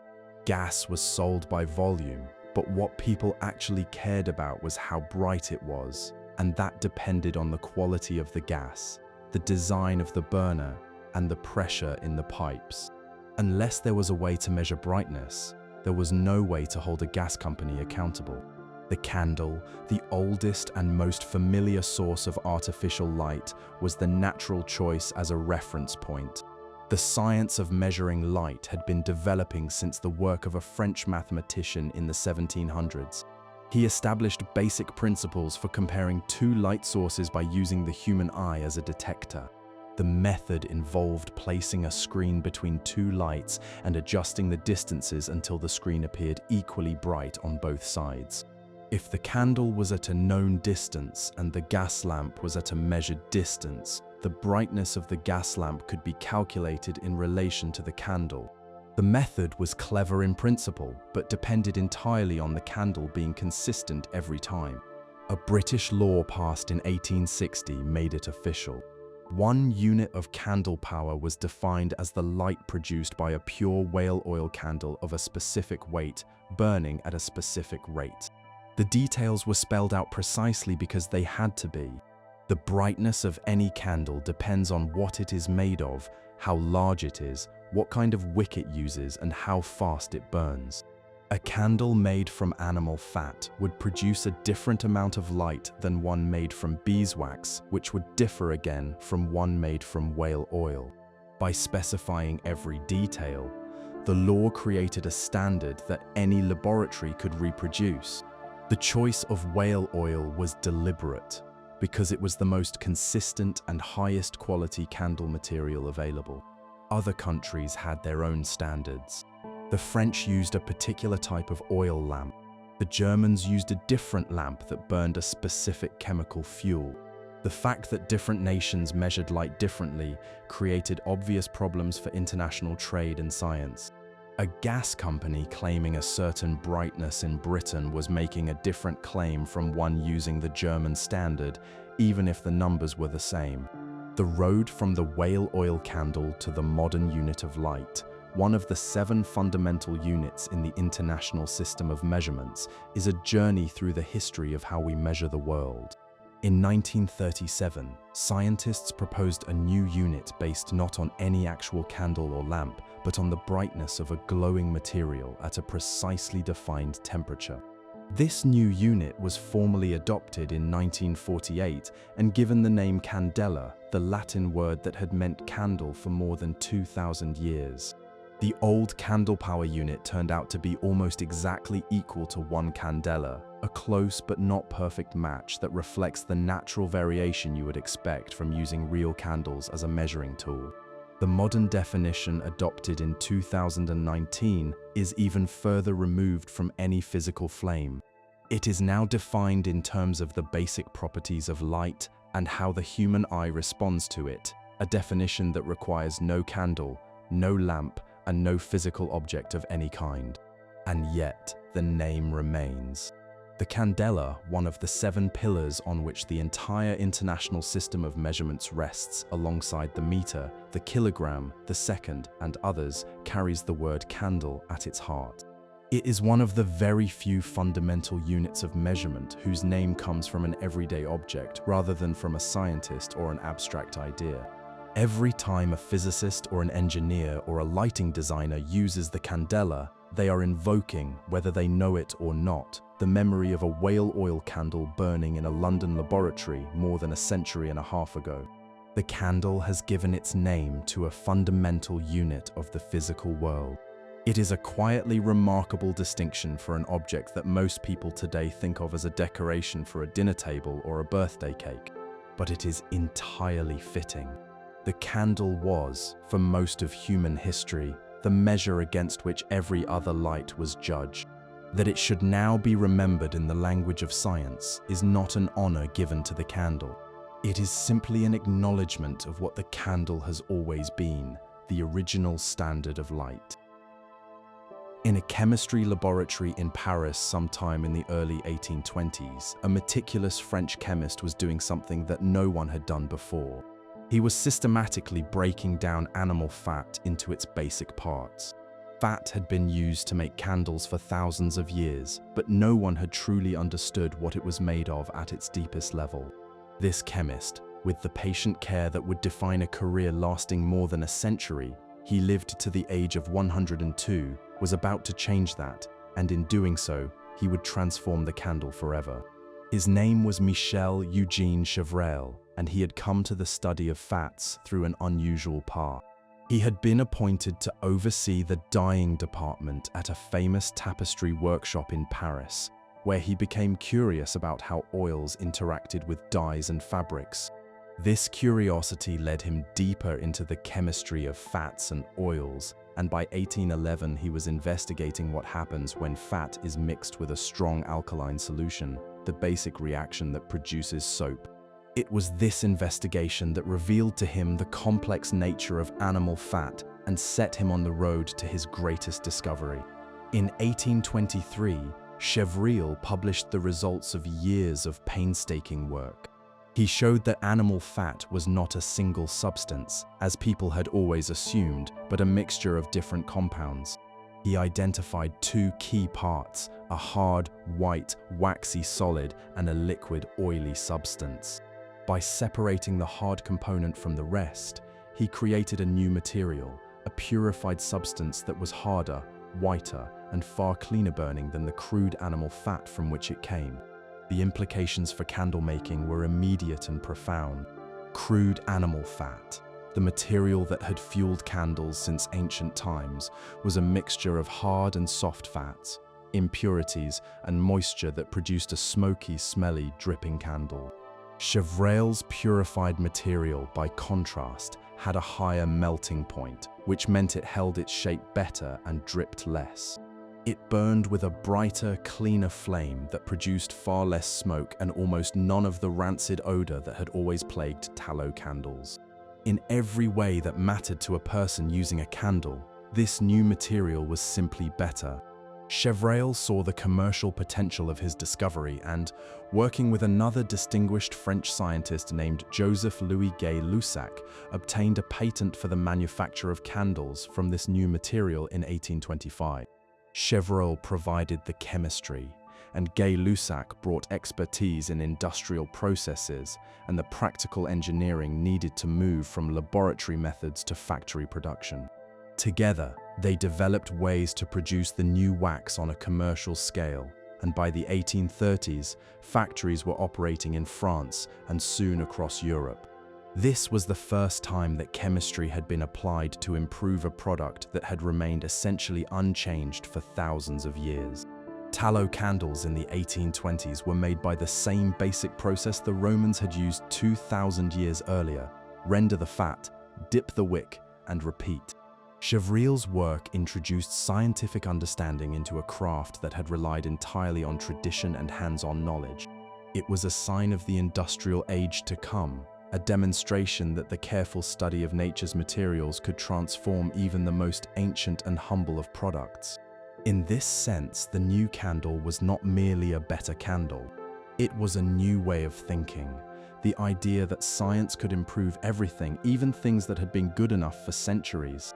The impact on ordinary people was truly democratic. Beeswax candles, the only alternative to smoky tallow, had always been expensive and were still mostly used by churches and wealthy households. The new candles, while costing more than crude tallow, were far cheaper than beeswax and offered many of the same advantages: a clean burn, a bright flame, little odor, and a solid form that did not wilt in warm weather. For the first time, ordinary households could afford candles that did not fill their rooms with smoke and smell.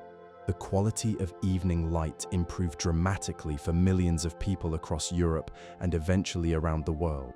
A Swedish company founded in 1839 became one of the largest makers of these new candles in Europe and remarkably still operates today, a direct descendant of Chevreul's breakthrough more than 200 years ago. Chevreul himself went on to a remarkably long and productive life. He became director of the Museum of Natural History in Paris and made important contributions to color theory that influenced the painters of the Impressionist movement. He was still actively publishing scientific papers at the age of 100, and he died in 1889 at 102, having lived through the entire transformation of artificial lighting from tallow candle to electric lamp. His candle work remained commercially important throughout the 19th and 20th centuries, and the material he isolated is still used in candle making today, often blended with other waxes to improve hardness and burning quality. The year 1823, when Chevreul published his findings, marks a turning point in the story of the candle. Before that date, candle making was an ancient craft unchanged since Rome. After it, candle making became a branch of modern chemistry, open to the same forces of innovation and improvement that were reshaping every other industry. Chevreul had opened a door, and others would soon walk through it. For thousands of years, every person who owned a candle also owned a small pair of specialized scissors.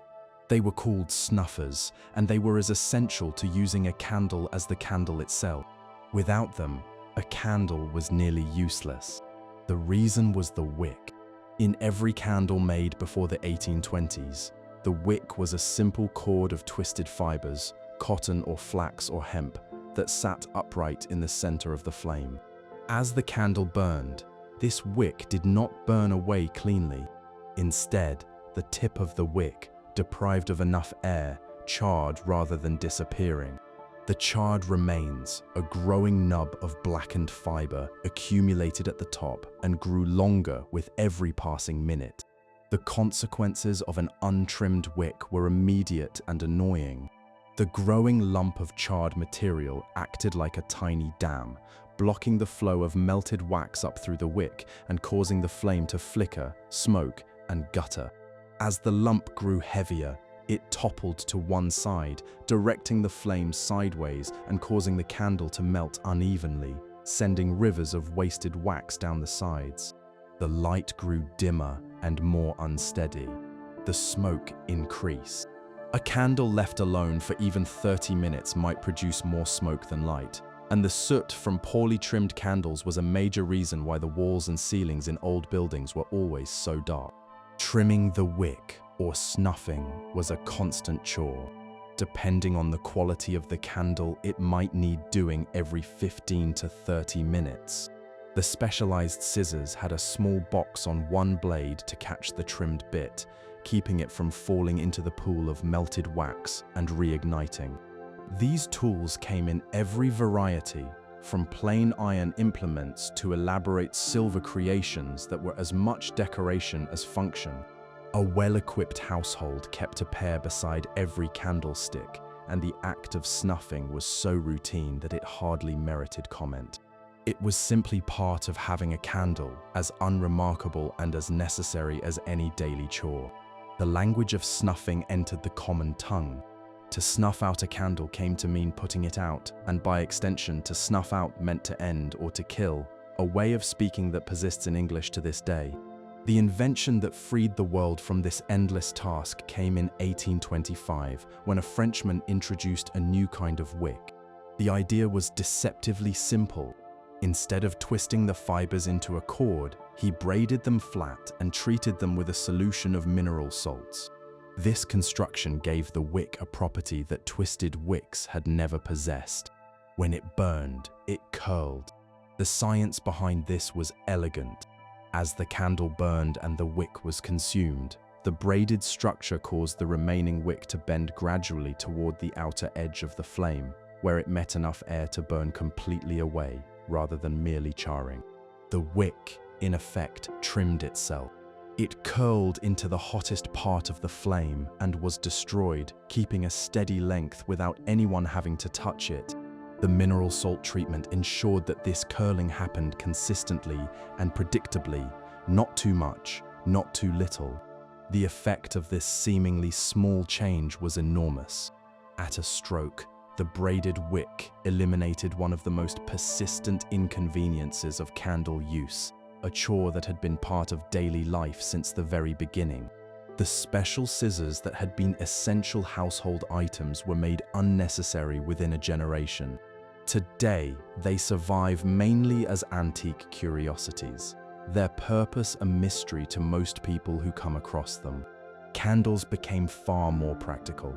They could be lit and left to burn without constant attention, making them suitable for churches, theaters, and public buildings where frequent trimming was impractical.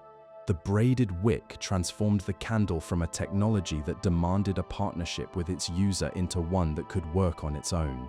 The new wick also improved the quality of the light. With a consistent length maintained automatically throughout the burn, the flame stayed steady and even, producing a reliable brightness without the flickering, smoking, and sputtering that had plagued candles for millennia. When the braided wick was combined with the new purified waxes being developed in the same period, the result was a candle that was, for the first time in history, genuinely dependable. A light source that could be lit with confidence, that would burn cleanly for a predictable amount of time, and that would quietly go out on its own when the wax was used up.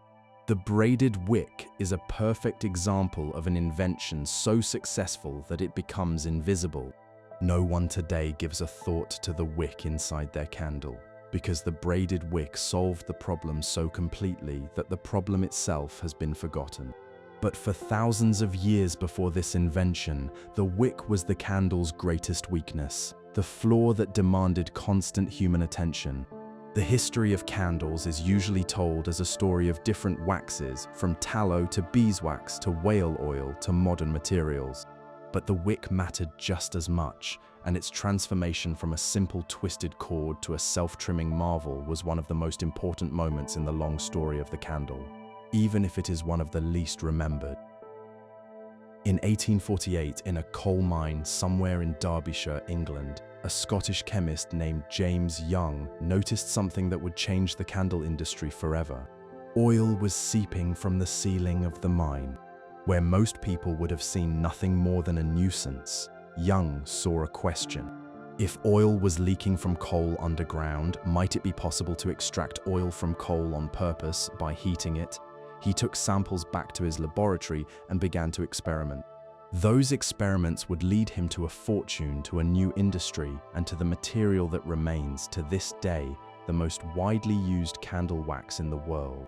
Young found that by slowly heating a certain type of coal at a low temperature, he could produce a dark fluid similar to natural petroleum.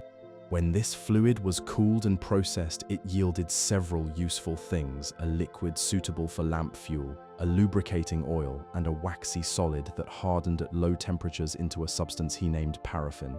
The name came from Latin words meaning lacking affinity, because the substance was remarkably unreactive, refusing to combine with most other chemicals.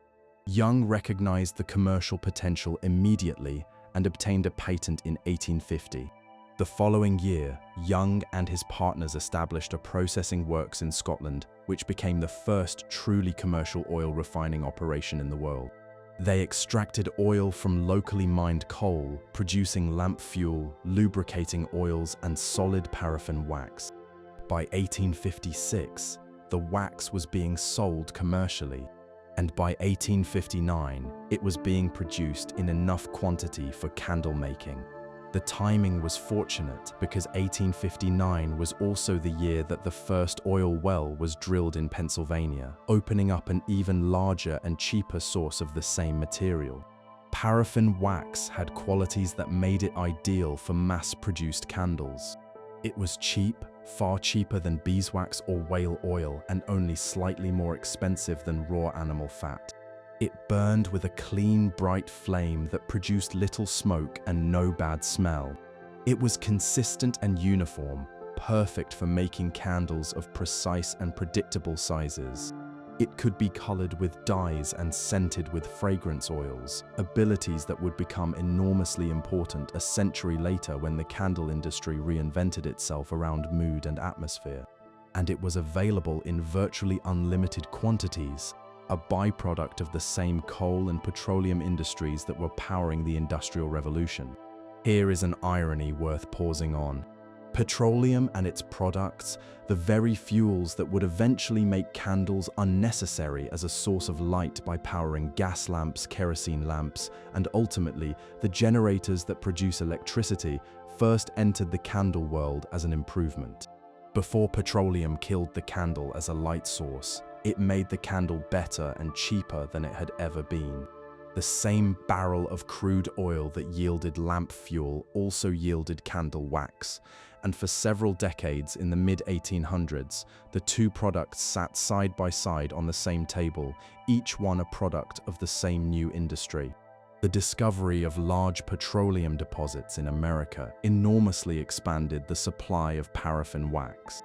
Paraffin is a natural byproduct of petroleum refining, produced when crude oil is processed and the heavier parts are cooled and separated. As the oil industry grew to meet the enormous demand for lamp fuel, gasoline, and lubricants, paraffin wax was produced in ever larger quantities as a secondary product, driving down its price and making it the dominant candle material around the world. The cost of paraffin candles fell to a level that put them within reach of virtually every household. The combination of paraffin wax, the purified fats discovered by Chevreul, and the self-trimming braided wick produced by the middle of the 1800s, a candle that was incomparably better than anything available just 50 years earlier. The new candles were bright, clean, consistent, affordable, and required no trimming. They represented the end point of a journey that had begun with animal fat in a stone hollow 40,000 years ago. The candle, as a piece of technology, had reached something very close to its final form. But even as the candle reached this perfection, its time as a primary light source was running out. The same industry that provided its best material was also providing the fuels that would replace it. Kerosene lamps were brighter, cheaper to use, and safer. Gas lighting had been spreading through cities since the early 1800s. And on the horizon, still decades away but approaching with unstoppable momentum, was the electric light. James Young himself became enormously wealthy from his patents and investments. He was known affectionately by his nickname, Paraffin Young, and his contributions earned him recognition as one of the pioneers of the petroleum industry. He was a friend of the explorer David Livingstone, whose African expeditions he helped pay for, and a generous supporter of science education. He died in 1883, just 4 years after Thomas Edison demonstrated his electric light bulb, but in time to see the beginning of the end of the candle age that he had done so much to change. The paraffin candle did not disappear when electricity arrived. It merely changed its purpose, a transformation that would take another century to complete. But the material itself remains to this day the most widely used candle wax on Earth, the foundation of an industry worth many billions of dollars that has nothing to do with lighting and everything to do with comfort, scent, and the enduring human love of a warm, flickering flame. On a December afternoon in 1860, in the Grand Lecture Hall of the Royal Institution on a quiet London street, a 69-year-old man with white hair and a gentle manner stood before an audience of several hundred people, most of them young. He held up a candle, an ordinary paraffin taper of the kind that any household would possess, and he told his audience something they would never forget. He said that there was no better door by which they could enter the study of the natural world than by looking closely at the workings of a candle. The man was Michael Faraday, the most celebrated experimental scientist in Britain, and the lectures he was about to give would become the most famous popular science talks ever delivered. Faraday had first given these lectures in 1848 as part of the Royal Institution's annual series of Christmas lectures for young people, a tradition established in 1825 that continues to this day. The first series went well, but it was the second delivery, in the winter of 1860 to 1861, that secured the lecture's place in history. This time, a young chemist and journalist recorded them in careful detail and published them as a book that has been continuously in print for more than 160 years. The brilliance of Faraday's approach lay in his choice of subject. By selecting the candle, the most familiar and ordinary object in every home, as his starting point, he showed that the deepest principles of science were not locked away in laboratories and textbooks, but were present in the world all around us, waiting to be noticed. Over 6 one-hour lectures, he led his audience through the entire chain of processes that happen when a candle burns. The melting of the wax, the way the wick draws liquid upward, the turning of liquid wax into vapor in the heat of the flame, the burning of that vapor in the air, the production of invisible gases and water, the complex dance of heat and light that gives the flame its shape, its color, and its behavior. Faraday began with the wax itself, showing how different materials, animal fat, beeswax, whale oil, paraffin, each had their own characteristics and burned in their own way. He demonstrated that the candle flame was not a simple thing, but a layered structure with different zones of temperature and activity.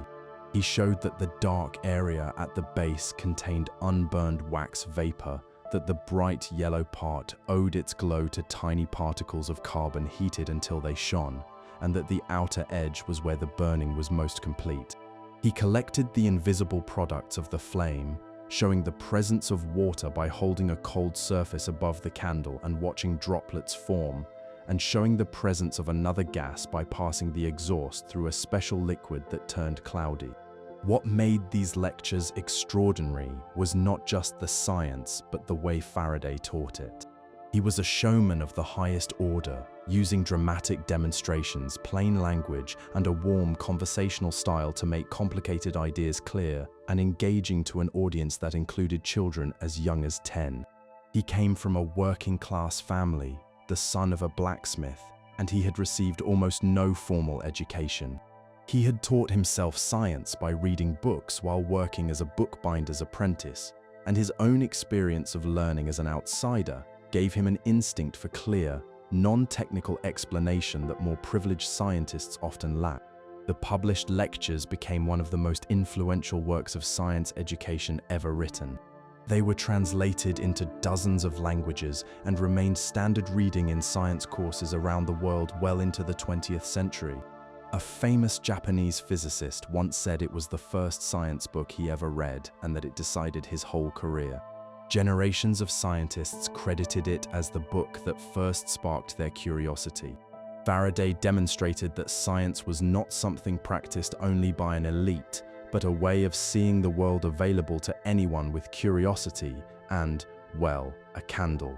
His choice of the candle was deliberate. He understood that it was a perfect teaching tool because it involved so many different scientific principles in a single visible event. In one small flame, a student could see matter changing from solid to liquid to gas, the drawing of liquid through tiny spaces, the chemistry of burning, the movement of heat by different methods, and the relationship between air and flame. The candle was, as Faraday recognized, a miniature laboratory that demonstrated the fundamental laws of nature in real time, in a form anyone could see and understand. The legacy of these lectures reaches beyond the classroom. They established the template for communicating science to a wide audience that is still followed today. When a modern writer explains the mysteries of the universe through everyday objects, or when a museum uses hands-on demonstrations to bring abstract ideas to life, they are following a path that Faraday cleared with his candle in 1860. The Royal Institution Christmas lectures continue to this day, now shown on television, and Faraday's original series remains the most famous of them all. Faraday died on the 25th of August, 1867, 7 years after his final candle lectures, having contributed more to the understanding of electricity, magnetism, and chemistry than almost anyone else of his century. His discovery of how to generate electricity from magnetism laid the groundwork for the generators and motors that would eventually produce the electric light that made candles unnecessary. There is a certain completeness to the fact that the man who wrote the definitive scientific account of the candle also discovered the principles that would make it obsolete. But Faraday would not have seen a contradiction. He saw in the candle not merely a technology to be replaced, but a window into the workings of the universe, and that window remains open. On the evening of the 4th of September 1882, in a district of Lower Manhattan centered on Pearl Street, something happened that would eventually make the candle unnecessary as a practical source of light. A generating station built by Thomas Edison began producing electricity, and a handful of nearby buildings were lit by electric bulbs for the first time. The light was steady, bright, and required no flame, no wick, no trimming, no refueling. It was, in the most literal sense, a new kind of light. And it signaled the beginning of the end for every technology of illumination that had come before: the oil lamp, the gas jet, and the candle. But the candle did not go quietly. Its displacement was a process that unfolded over more than a century, driven by successive waves of change, each one pushing the candle further from the center of daily life, but never quite extinguishing it altogether. The story of how the candle lost its practical purpose is, in a lovely twist, also the story of how it found its enduring one. The first serious rival to the candle was gas lighting.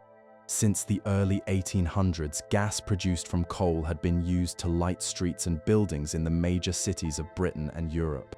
A Scottish engineer demonstrated gas lighting at his home and workplace in 1792, using gas drawn from heated coal. The first public demonstration of gas-lit streets came in 1807, when a famous London thoroughfare was illuminated with gas lamps, creating a sensation among people who had never seen artificial light so bright. An entrepreneur who established the first gas lighting company in London in 1812 transformed gas from a novelty into an industry. Gas light was brighter, more convenient, and far cheaper to run than candles or oil lamps. By the middle of the century, gas lamps were standard in the streets, shops, and homes of every major city. The men who walked the streets at dusk, lighting each lamp with a long pole, became a distinctive part of city life, and the warm yellowish glow of gas became the characteristic light of the era. Gas lighting reduced candle use significantly, but it did not end it. Gas required infrastructure, a network of pipes connecting each building to a central supply. This was expensive to build and maintain, and rural areas, small towns, and poorer neighborhoods were often the last to receive it, if they received it at all. In these places, candles and oil lamps remained essential well into the late 1800s. Even in homes that had gas, candles were kept as backups for times when the supply failed, and they continued to be used in places where gas pipes did not reach, like carrying a light from one room to another. The second wave of change came with kerosene. The drilling of the first oil well in Pennsylvania in 1859 launched the age of petroleum, and one of the first important products was kerosene, a refined liquid that burned brightly in enclosed glass lamps. Kerosene lamps were far better than candles, brighter, longer burning, and cheaper to use. They could go anywhere without the need for gas pipes, bringing improved lighting to rural areas and developing nations around the world. By the 1870s, kerosene had largely replaced candles and whale oil as the standard household fuel for lamps. The company founded by John Rockefeller built its enormous fortune primarily on kerosene sales, and the spread of affordable kerosene light was one of the most significant improvements in quality of life for ordinary people in the second half of the century. The third and final wave was electricity. Edison's Pearl Street Station was just the beginning. Over the following decades, power plants were built across America and Europe, and the electric grid gradually extended into suburbs, small towns, and eventually rural areas. The light bulb was brighter, safer, and more convenient than anything before. It needed no flame, produced no smoke, used no air, and posed no fire risk. Its only requirement was a connection to the grid, and as the grid expanded, the bulb followed. The transition was gradual. Gas lighting dominated many cities through the First World War. In places without gas or electricity, candles and kerosene remained in use well into the 20th century. Programs to bring electricity to rural areas of the United States did not reach many farming communities until the 1930s and 40s. In much of the developing world, candles remained a primary light source into the 21st century. Even in fully electrified homes, candles did not disappear completely. They were kept for emergencies, for power failures, for storms. They were used for religious services, for celebrations, and for the simple pleasure of their warm, flickering light. The economics of the change were striking. Gas lamps cost about 75% less than candles to operate. Electric lights were cheaper still. As the cost of artificial light dropped, the amount of light people used soared. One economist calculated that the price of light, measured in work hours needed to purchase a given amount of brightness, fell from an enormous figure in 1800 to a tiny fraction of that by the end of the 20th century. The modern world is bathed in light that our ancestors could not have imagined, and the cost of producing it is almost nothing. And yet, here is the quiet surprise at the heart of this story. The displacement of the candle as a practical light source was the beginning of its rebirth as something else entirely. Freed from the burden of being useful, the candle was at liberty to become an object of pleasure, of ritual, of atmosphere and memory. The flickering of its flame, the warmth of its light, the way it drew people close and created a feeling of shelter, these qualities that had once been its limitations became its greatest strengths. The candle that had once been the only light available became the light that people chose when they did not need any light at all, and in that transformation lay the seeds of something no one in Edison's time could have predicted. Long before European traders and missionaries brought their candles to the shores of Africa, the peoples of the continent had developed their own rich traditions of artificial lighting. In the Kingdom of Benin, in what is now southern Nigeria, streets were illuminated after dark by large metal lamps mounted on tall posts, fueled by oil drawn from the abundant palm trees that grew across the region. This was organized street lighting, planned and maintained by a state, and it made Benin one of the earliest cities in the world to have a public lighting system. European visitors arriving in the 1500s and 1600s remarked with astonishment on the lit streets of a city they had expected to find in darkness. One Portuguese traveler, writing in the early 1600s, described Benin City as a place of remarkable order and beauty, its streets glowing at night with great lamps that seemed never to go out. Across the diverse civilizations of sub-Saharan Africa, lighting traditions drew on whatever materials each region's land provided. Lamps were typically made from shaped clay or stones, filled with oil or fat, with wicks of twisted plant fiber. In rare cases, lamps were crafted from smelted metal. Beeswax was available in regions with strong beekeeping traditions, particularly in East Africa and the Ethiopian highlands, and it was valued for its slow burn and gentle honey scent. Palm oil, shea butter, and other plant-based fats served as lamp fuel across West and Central Africa. Shea butter, produced from the nuts of a tree that grows across the grasslands of West Africa, was used not only for cooking and skincare, but as a lamp fuel that burned with a warm, steady flame. The introduction of European candles to Africa came mainly through two paths: colonial trade and Christian missions. European merchants arriving along the West African coast from the 1500s onward brought manufactured goods, including candles, as trade items. Christian missionaries who followed the merchants and often traveled with them introduced beeswax and tallow candles as part of their worship practices. The Catholic and Protestant missions that spread through Africa in the 1800s and 1900s brought with them the full tradition of European candle culture: altar candles, prayer candles, processional candles, and the symbolic framework of light and darkness that ran through Christian belief. But Africa's relationship with the candle was never one of simple receiving. African cultures wove candles into their own existing spiritual and ceremonial traditions, creating blended practices that combined Christian, Islamic, and local elements in creative ways. In the spiritual traditions that developed among African communities brought to the Caribbean, Brazil, and the American South, candles became central ritual objects. In several of these traditions, candles of specific colors are lit for specific purposes: white for cleansing, red for courage, green for prosperity, black for protection. The use of candles in these practices is not a borrowing from one religion, but a creative blending that draws on deep African traditions of using fire and light to communicate with the spirit world. In East and Southeast Asia, candle traditions followed their own paths. Buddhist temples across Thailand, Myanmar, Cambodia, and Sri Lanka use candles and oil lamps as offerings, and lighting a candle before an image of the Buddha is one of the most common acts of devotion. In Thailand, an annual festival held at the start of a period of focused Buddhist practice features enormous sculptured candles, some of them several meters tall, depicting scenes from the life of the Buddha. These wax sculptures represent months of work by local craftspeople and communities, and they are carried through the streets in elaborate processions that draw visitors from across the country and around the world.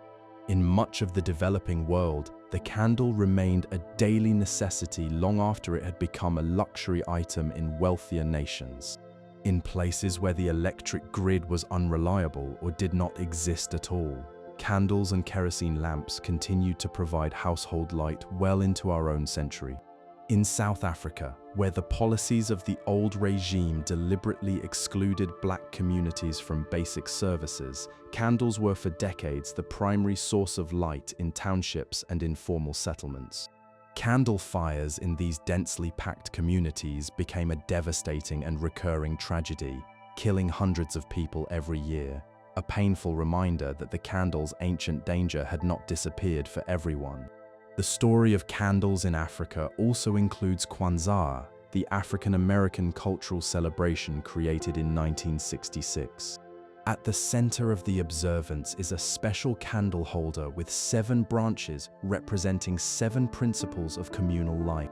The holder carries 3 red candles, 3 green candles, and 1 black candle at the center.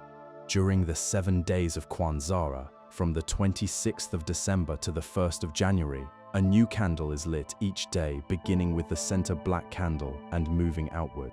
The lighting of each candle is accompanied by a discussion of the principle it represents: unity, self-determination, collective work, cooperative economics, purpose, creativity, and faith. The candles represent both a connection to African heritage and an expression of African American identity. The candle's journey through Africa and the global South is a story of adaptation, creativity, and resilience. It reminds us that the history of the candle is not a single story centered on Europe and America, but a global one, in which every culture has added its own chapter, its own materials, its own meanings, and its own traditions of light. On a Friday evening, as the sun begins to set over Jerusalem, a woman stands before 2 candles on her family's dining table, covers her eyes with her hands, and speaks the ancient blessing. She draws her hands away and looks at the flames, and the Sabbath has begun. This moment, repeated in Jewish homes around the world every Friday evening, is one of the oldest continuously practiced candle rituals in existence, a tradition that reaches back thousands of years and connects the present to an almost unimaginably distant past. The lighting of Sabbath candles is not merely a custom, it is an obligation rooted in Jewish law. The practice is associated primarily with women, who have traditionally been the ones to kindle the lights, though any Jewish person may do so. The earliest written references appear in the foundational texts of Jewish oral law, compiled around 200 years after the Common Era, which discuss in careful detail which types of wicks and oils may and may not be used for the Sabbath lights. The candles must be lit before sunset on Friday, before the restrictions of the day of rest take effect, since the Sabbath rules include a prohibition against starting a fire. The minimum is 2 candles, representing the 2 versions of the Sabbath commandment found in the Torah, one calling on the people to remember the Sabbath, and the other calling on them to observe it. Many families light additional candles, one for each member of the household, and the candlesticks used for this weekly ritual are often among the most treasured family possessions, passed from mother to daughter across generations. The Sabbath candles are specifically intended to be used, not merely admired. They serve a practical purpose, providing light for the evening meal and for the home during the hours when no new fire may be kindled. Their warm glow is meant to enhance the beauty and peace of the Sabbath evening, a weekly oasis of rest, prayer, and family togetherness that is one of the defining practices of Jewish life. The idea of peace in the home is closely connected to these candles. Their light creates an atmosphere of warmth and harmony that is understood to be essential to the proper observance of the day of rest. If the Sabbath candles represent the weekly rhythm of Jewish life, the Hanukkah lights represent its most spectacular annual celebration. Hanukkah commemorates events of the 2nd century before the Common Era, when a group of Jewish rebels successfully revolted against a powerful foreign empire and recaptured the temple in Jerusalem. According to tradition, when the rebels rededicated the temple, they found only enough consecrated oil to keep the eternal flame burning for 1 day. But the oil lasted for 8 days, long enough for new oil to be prepared. The 8-day festival celebrates this event, and at its center is a special 9-branched candle holder that holds 8 candles plus a 9th, known as the helper candle, which is used to light the others. The lighting follows a specific pattern. On the first night, 1 candle is lit. On the second, 2. Each night, 1 more is added, so that by the 8th and final evening, all 8 burn together. The helper candle is lit first and used to kindle the others, and the blessings are spoken before the lighting.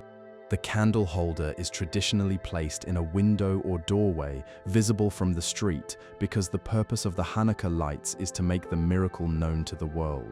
Unlike the Sabbath candles, which serve a domestic purpose, the Hanukkah lights are purely symbolic and may not be used for any other task.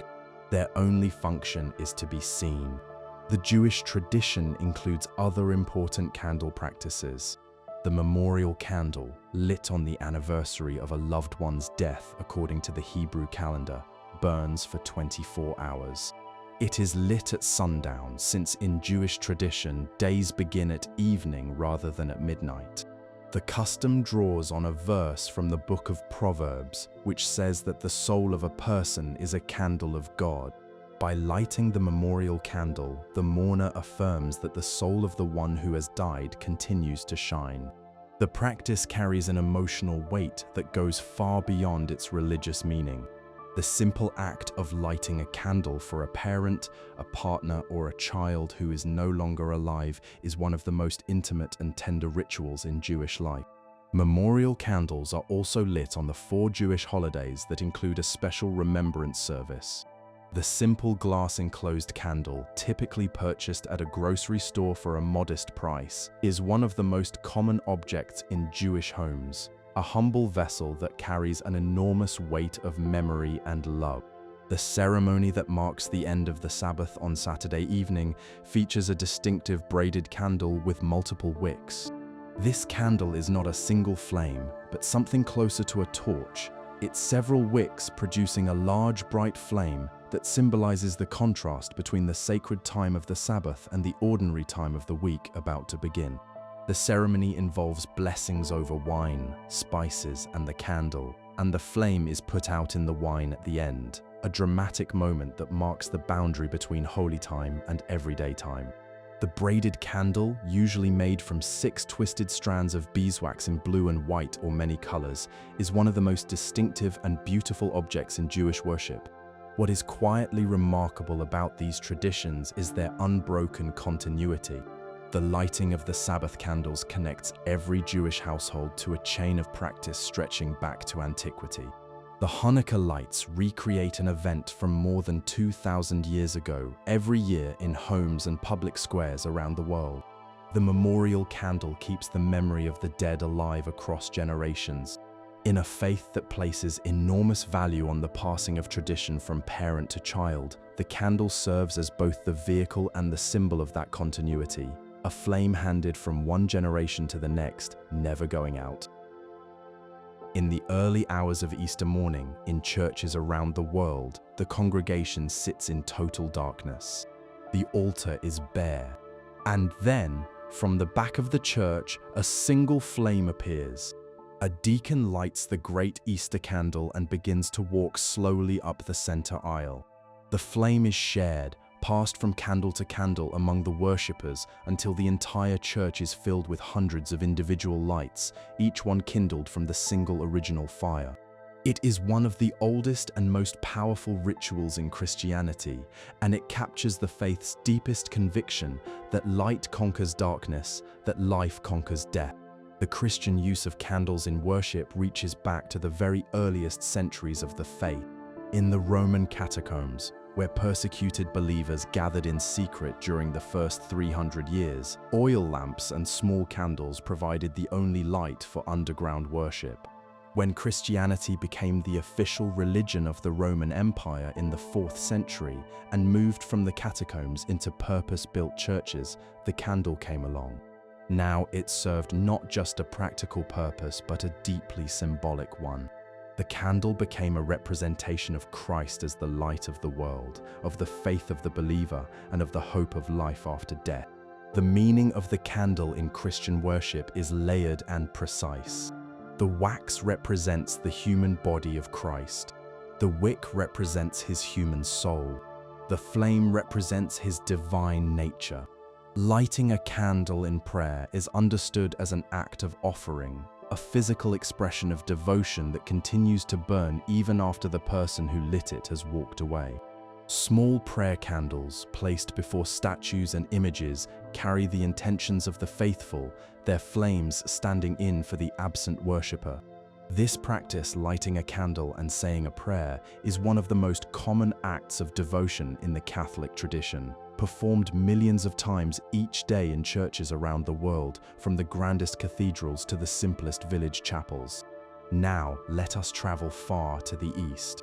On the banks of a great river in Varanasi, India, a priest performs a ceremony of light, circling a large brass lamp with multiple wicks burning in clarified butter before the image of a god.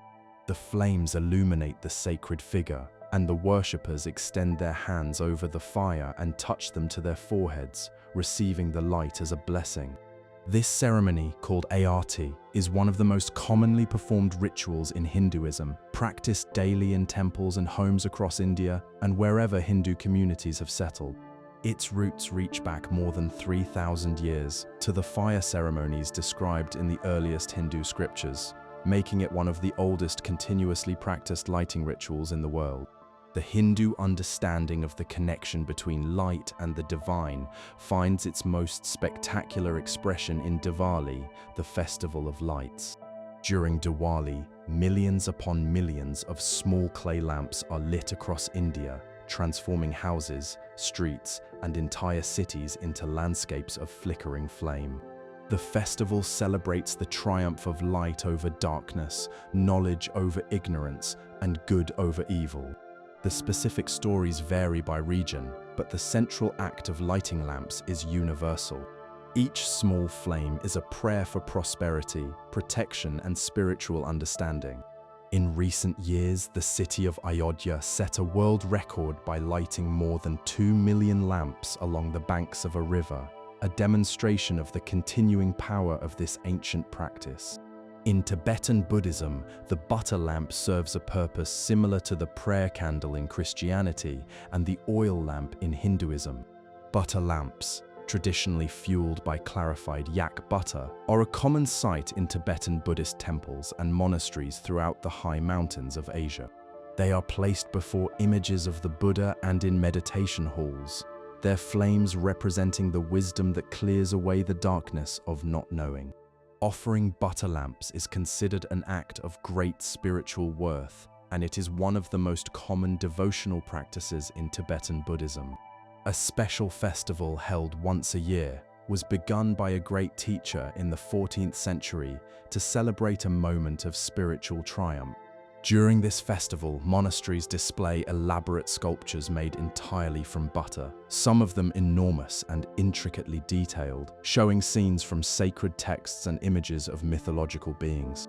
Thousands of butter lamps are lit, their combined glow creating an atmosphere of warmth and devotion that fills the monastery and the surrounding community. The festival is a visual wonder. Golden light from thousands of lamps illuminating sculptures of extraordinary beauty, all fashioned from a material that will melt and return to nothing within days. There is something worth lingering on in that thought. Art made from butter and lit by flame, beautiful and temporary, much like life itself. The care required to manage butter lamps in the wooden and fabric-draped interiors of Tibetan monasteries has always been a serious concern. Monastery fires, often caused by overturned lamps, have been devastating events throughout history, destroying irreplaceable libraries, artworks, and sacred objects. In many monasteries, the lamps are kept in separate stone-floored courtyards where the risk of fire is reduced. The monks who tend the lamps do so with extreme care, understanding that the same flame that represents wisdom and kindness can also bring destruction. What unites all of these traditions, Christian, Hindu, Buddhist, and every other faith that uses candles and lamps, is a shared idea so universal that it seems almost to be built into our nature. Light stands for what is good, true, and divine. Darkness stands for ignorance, suffering, and the absence of meaning. The act of lighting a flame is an act of assertion, a quiet statement that darkness will not have the last word. This idea appears independently in cultures that had no contact with each other, in faiths that developed on different continents and in different centuries. It seems to arise from something fundamental in the human experience, from the memory of those earliest ancestors who first pushed back the darkness with a burning twist of fiber in a pool of fat, and who found in that small, warm, flickering light not just something to see by, but something to believe in. In a painting completed sometime in the 1640s, in a quiet province of northeastern France, a woman sits at a table, her face illuminated by a single candle. The flame is the only source of light in the entire picture.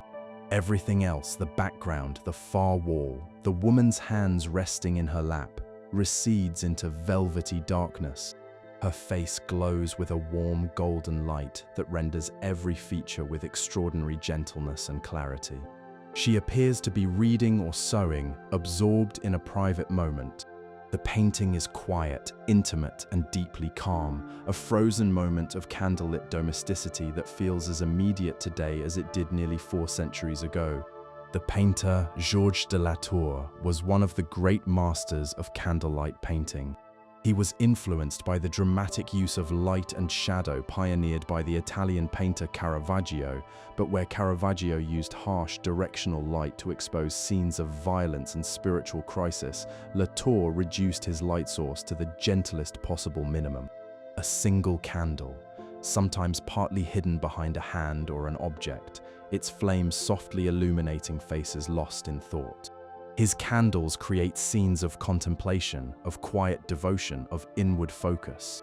He was, in the truest sense, a painter of candlelight, and his work has come to define how Western art imagines the candlelit world. The artistic tradition that La Tour perfected grew from the broader technique of using strong contrasts between light and dark, a method that became one of the defining features of European painting from the Renaissance onward. The technique reached its most extreme expression in the work of Caravaggio, whose style influenced a whole generation of artists across Europe. But it was in the quieter form of the candlelight painting, the nighttime scene lit by a single flame, that this use of light and shadow found its most intimate and psychologically revealing expression. Other painters explored candlelit scenes in their own ways.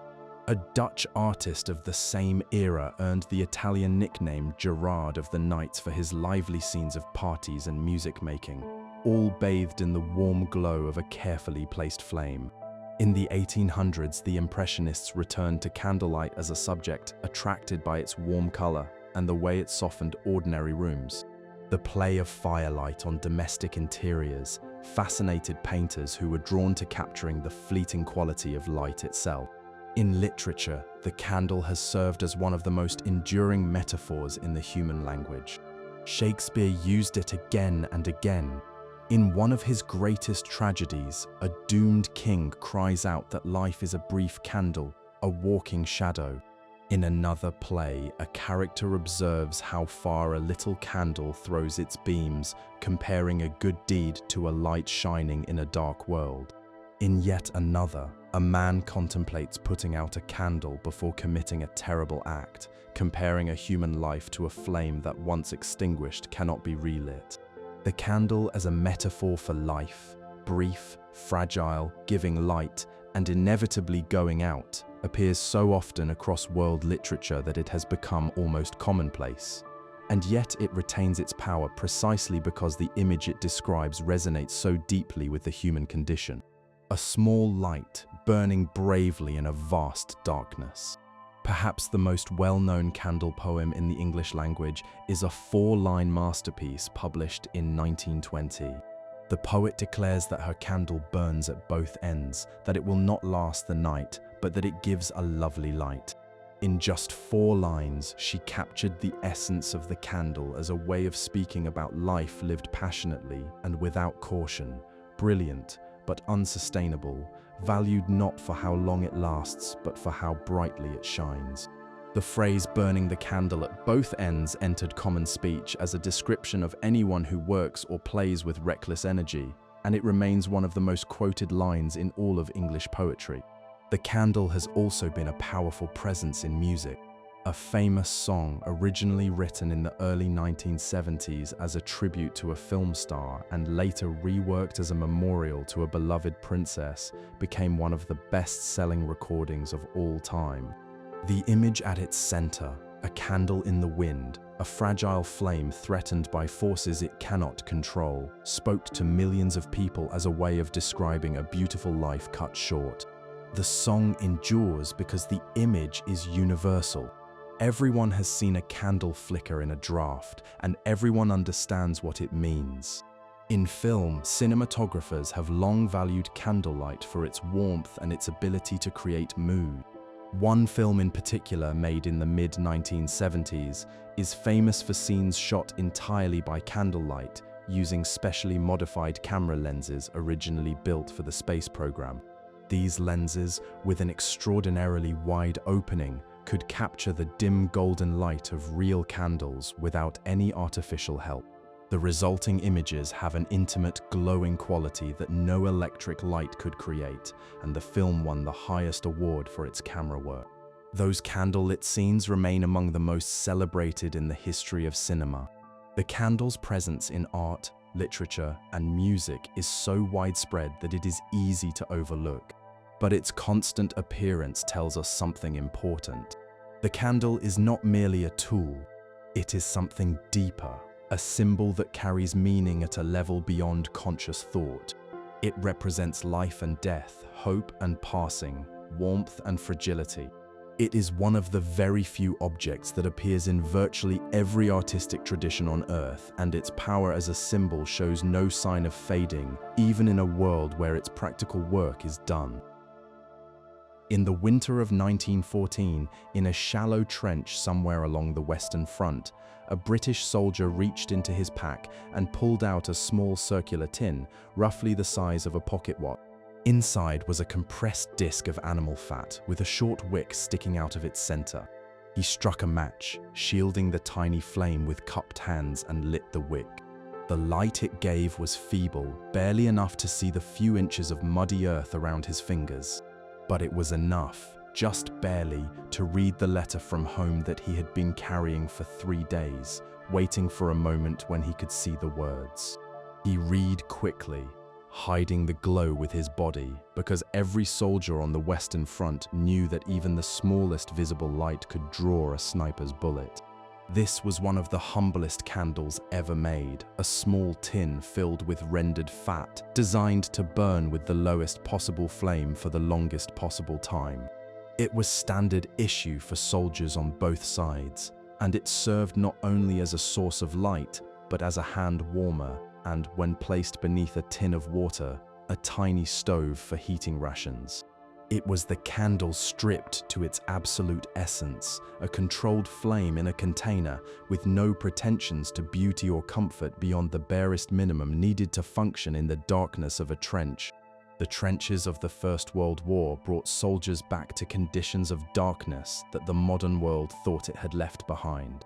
Gas lamps and electric lights had transformed the cities these men came from. But in the shattered landscape between the opposing lines, where every form of infrastructure had been destroyed by shelling, and where any visible light attracted deadly attention, the candle and the oil lamp came back as essential tools of survival. Soldiers wrote letters by candlelight, played cards by candlelight, tended wounds by candlelight. In the underground shelters where men took cover from bombardment, candles were the only light, their flames flickering against earthen walls while the ground shook from explosions above. The candle served as more than a light source in the trenches. It was a measure of time, a companion in loneliness, and a fragile symbol of civilization in a landscape of devastation. Soldiers developed careful techniques for making their candles last, trimming wicks with pocket knives, shielding flames from drafts, and pooling drippings to make new candles from old. Trench newspapers, those remarkable handwritten bulletins that circulated among the men at the front, sometimes published instructions for candle conservation, treating the skill as seriously as any other matter of survival. The ingenuity of soldiers extended to improvised candle making. Men filled empty tins with grease from their rations, using strips torn from uniforms or bootlaces as wicks. They melted bits of wax into sardine cans and small tins, creating makeshift lights that could burn for hours. These homemade candles were shared and traded and prized, their making a small productive act in the long hours of waiting that defined life in the trenches. Candles also served as safety devices in the tunnels that military engineers dug beneath enemy lines. When the air in a tunnel grew too thin, when the oxygen was running low or dangerous gases were building up, the candle flame would flicker and die before the men lost consciousness. A dying candle was a warning to get out immediately. It was the same principle that coal miners had relied on for centuries, adapted to the tunnels beneath the battlefields of France. 25 years later, candles returned to the center of civilian life during the Second World War, particularly in Britain during the bombing campaigns known as the Blitz. Beginning in September of 1940, German aircraft attacked London and other cities in sustained raids lasting months. The British government imposed a total blackout, requiring that no light be visible from any building after dark. Windows were draped in thick, dark curtains. Street lamps were turned off. Even striking a match in a phone booth could bring a fine. The blackout created a strange situation for candle users. People needed candles more than ever because bombing often knocked out the electricity supply, plunging whole neighborhoods into darkness. But they could not use them freely because any visible light might help guide enemy planes. Families learned to use candles behind heavy curtains, in interior rooms without windows, or in cellars and backyard shelters where they huddled during air raids. Candle supplies were part of the broader wartime austerity that touched every aspect of life. Animal fats were needed for making explosives and lubricants. Paraffin wax was a petroleum product, and petroleum was among the most strategic resources of the war. Candle production fell, and what was available was often poor quality, short and smoky and quick to burn.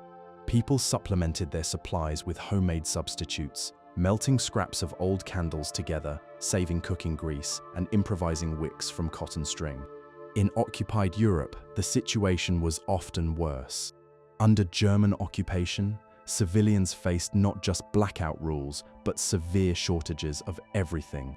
During the terrible winter of 1944–45 in the Netherlands, when occupying forces cut off food and fuel to the western part of the country, people burned anything they could find.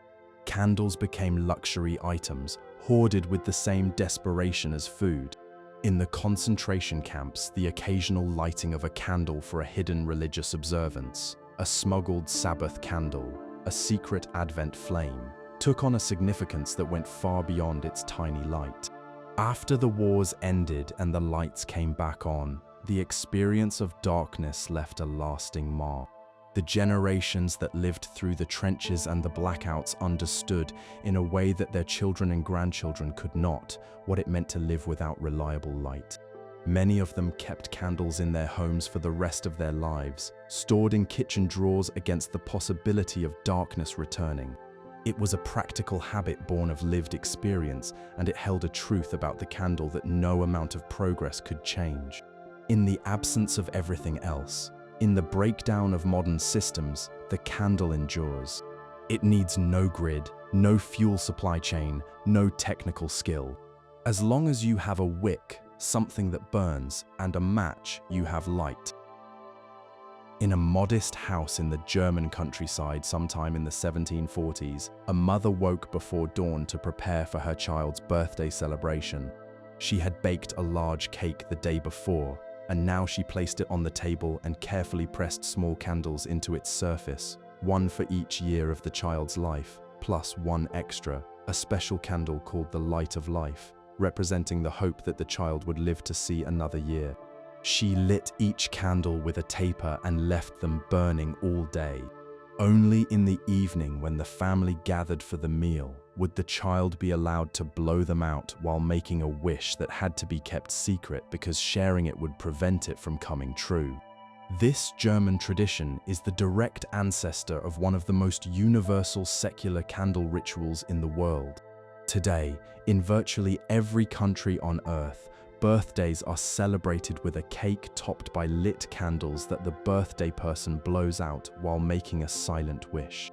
The ritual is so familiar that it is easy to forget how peculiar it actually is. Why do we put fire on food and then ask someone to blow on it?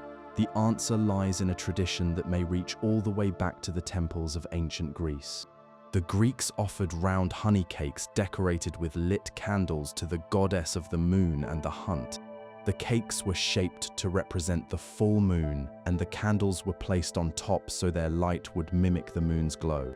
When the candles were blown out, the rising smoke was believed to carry the worshippers' prayers upward, a concept that proved remarkably durable across 2,500 years. Whether there is a direct connection between the ancient Greek offering and the modern birthday cake is debated. Some historians believe the tradition died out and was independently invented in Germany. Others see an unbroken thread of folk practice stretching across the centuries. What everyone agrees on is that the German birthday celebration is the immediate source of the modern custom, and that German immigrants brought it to America in the 1800s. By the middle of that century, the practice had spread well beyond German-American communities. The industrial production of birthday candles in the 20th century made the ritual truly universal. Companies began mass-producing thin, brightly colored candles that were cheap enough to buy on impulse and cheerful enough to delight children. The standard birthday candle, a slender taper roughly 3 inches tall in pink or blue or yellow, became one of the most instantly recognizable objects in modern life. More recently, novelty candles have expanded the market. Number-shaped candles spelling out the birthday person's age, trick candles that reignite after being blown out, and musical candles that play a tune when they open. The birthday candle ritual has layers of meaning that most people never think about. The candles represent years of a life, each flame a year lived. Blowing them out is a demonstration of the breath of life, a physical proof that the birthday person is alive and strong. The secret wish is a remnant of the ancient belief that smoke carries prayers skyward, and the custom of making the wish only if all the candles go out in a single breath carries a quiet undertone beneath the celebration. The birthday candle is far from the only secular ritual that uses candles. The Advent wreath, now mainly associated with Christian preparation for Christmas, has roots in the old Germanic tradition of lighting candles during the darkest weeks of winter. The modern version was created in 1839 by a German pastor who ran a mission for disadvantaged children.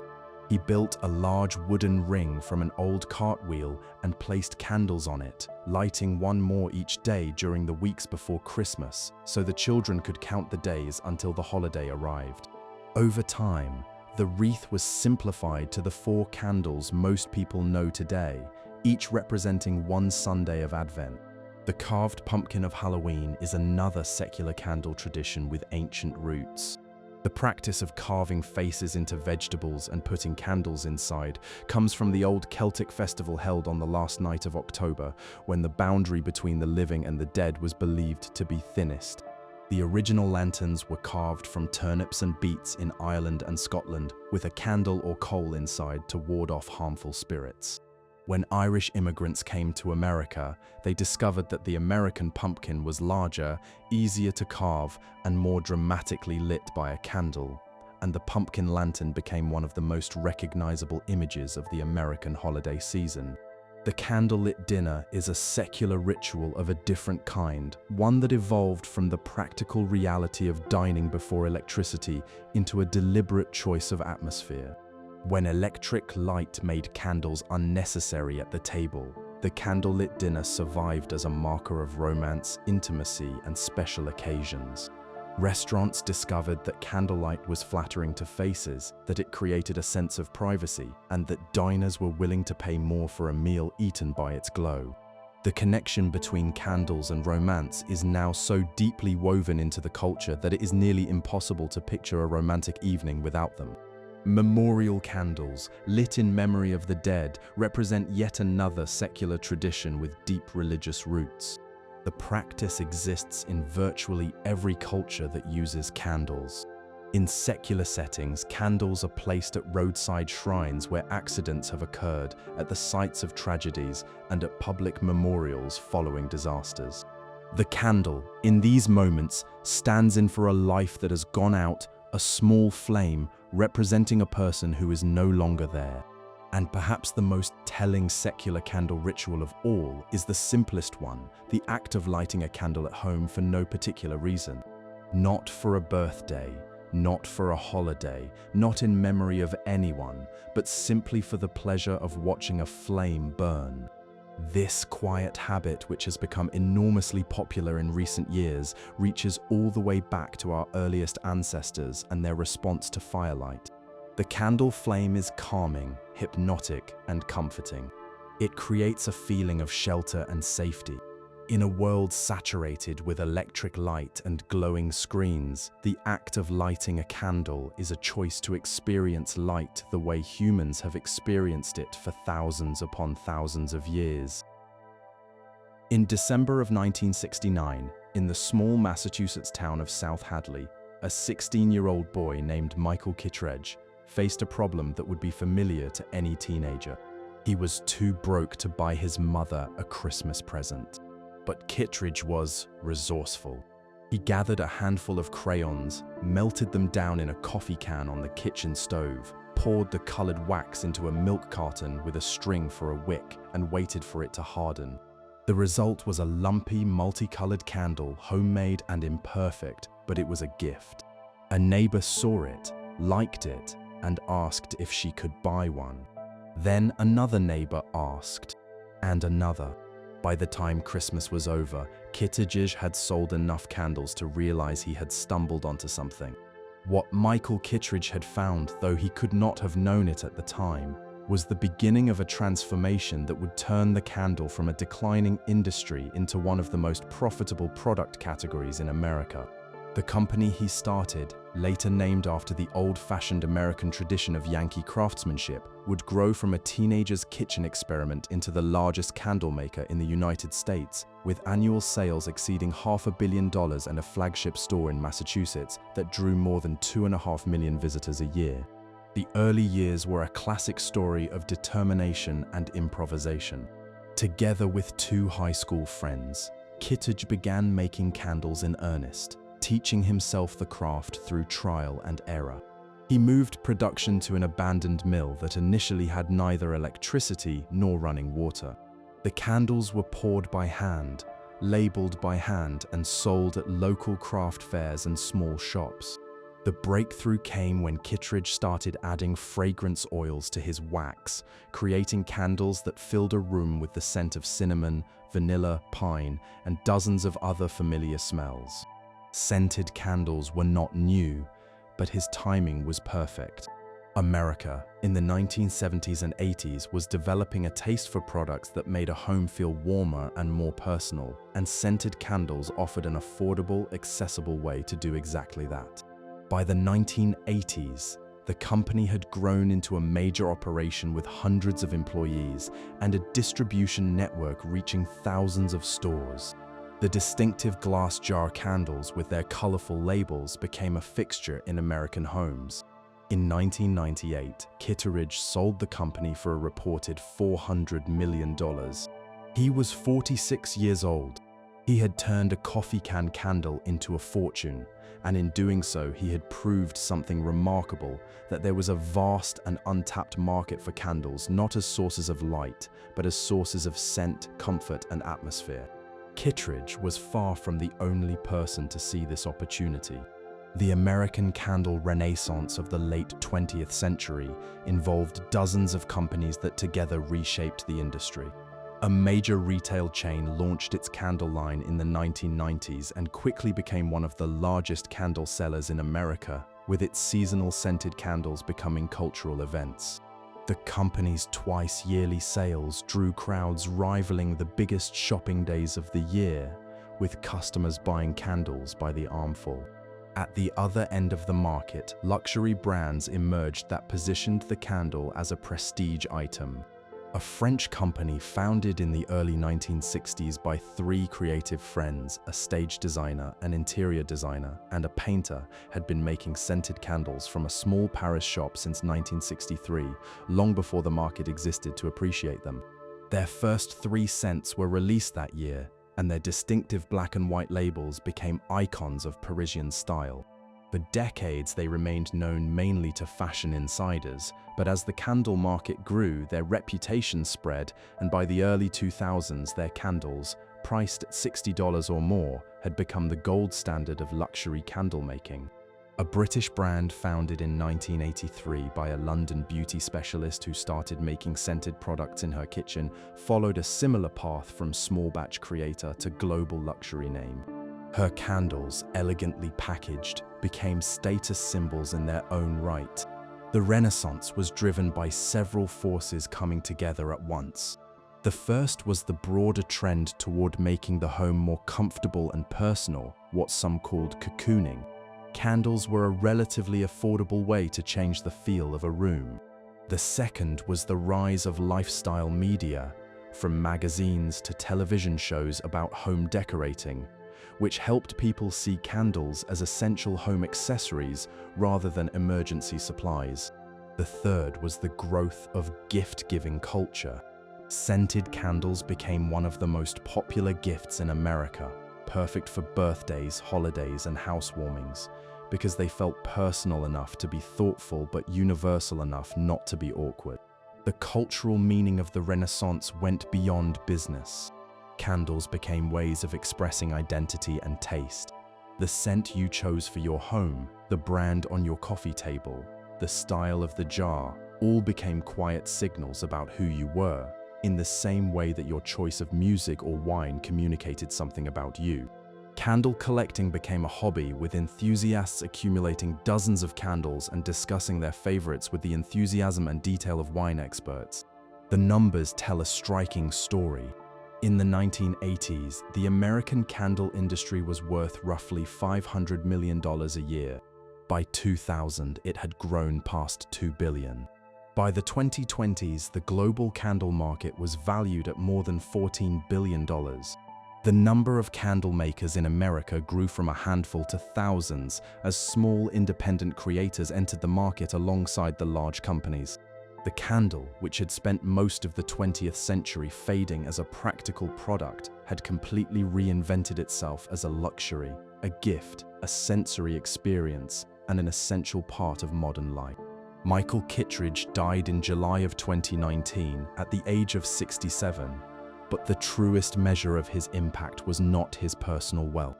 It was the simple fact that he had been among the first to understand something that now seems obvious. The candle, freed from the burden of being useful, could become something far more valuable. It could become an object of pleasure and meaning, the light that people choose when they do not need any light at all. Walk into any home fragrance store in the 21st century, and the first thing you notice is not what you see, but what you smell. Dozens, sometimes hundreds of candles line the shelves, each one releasing a faint cloud of invisible particles into the air.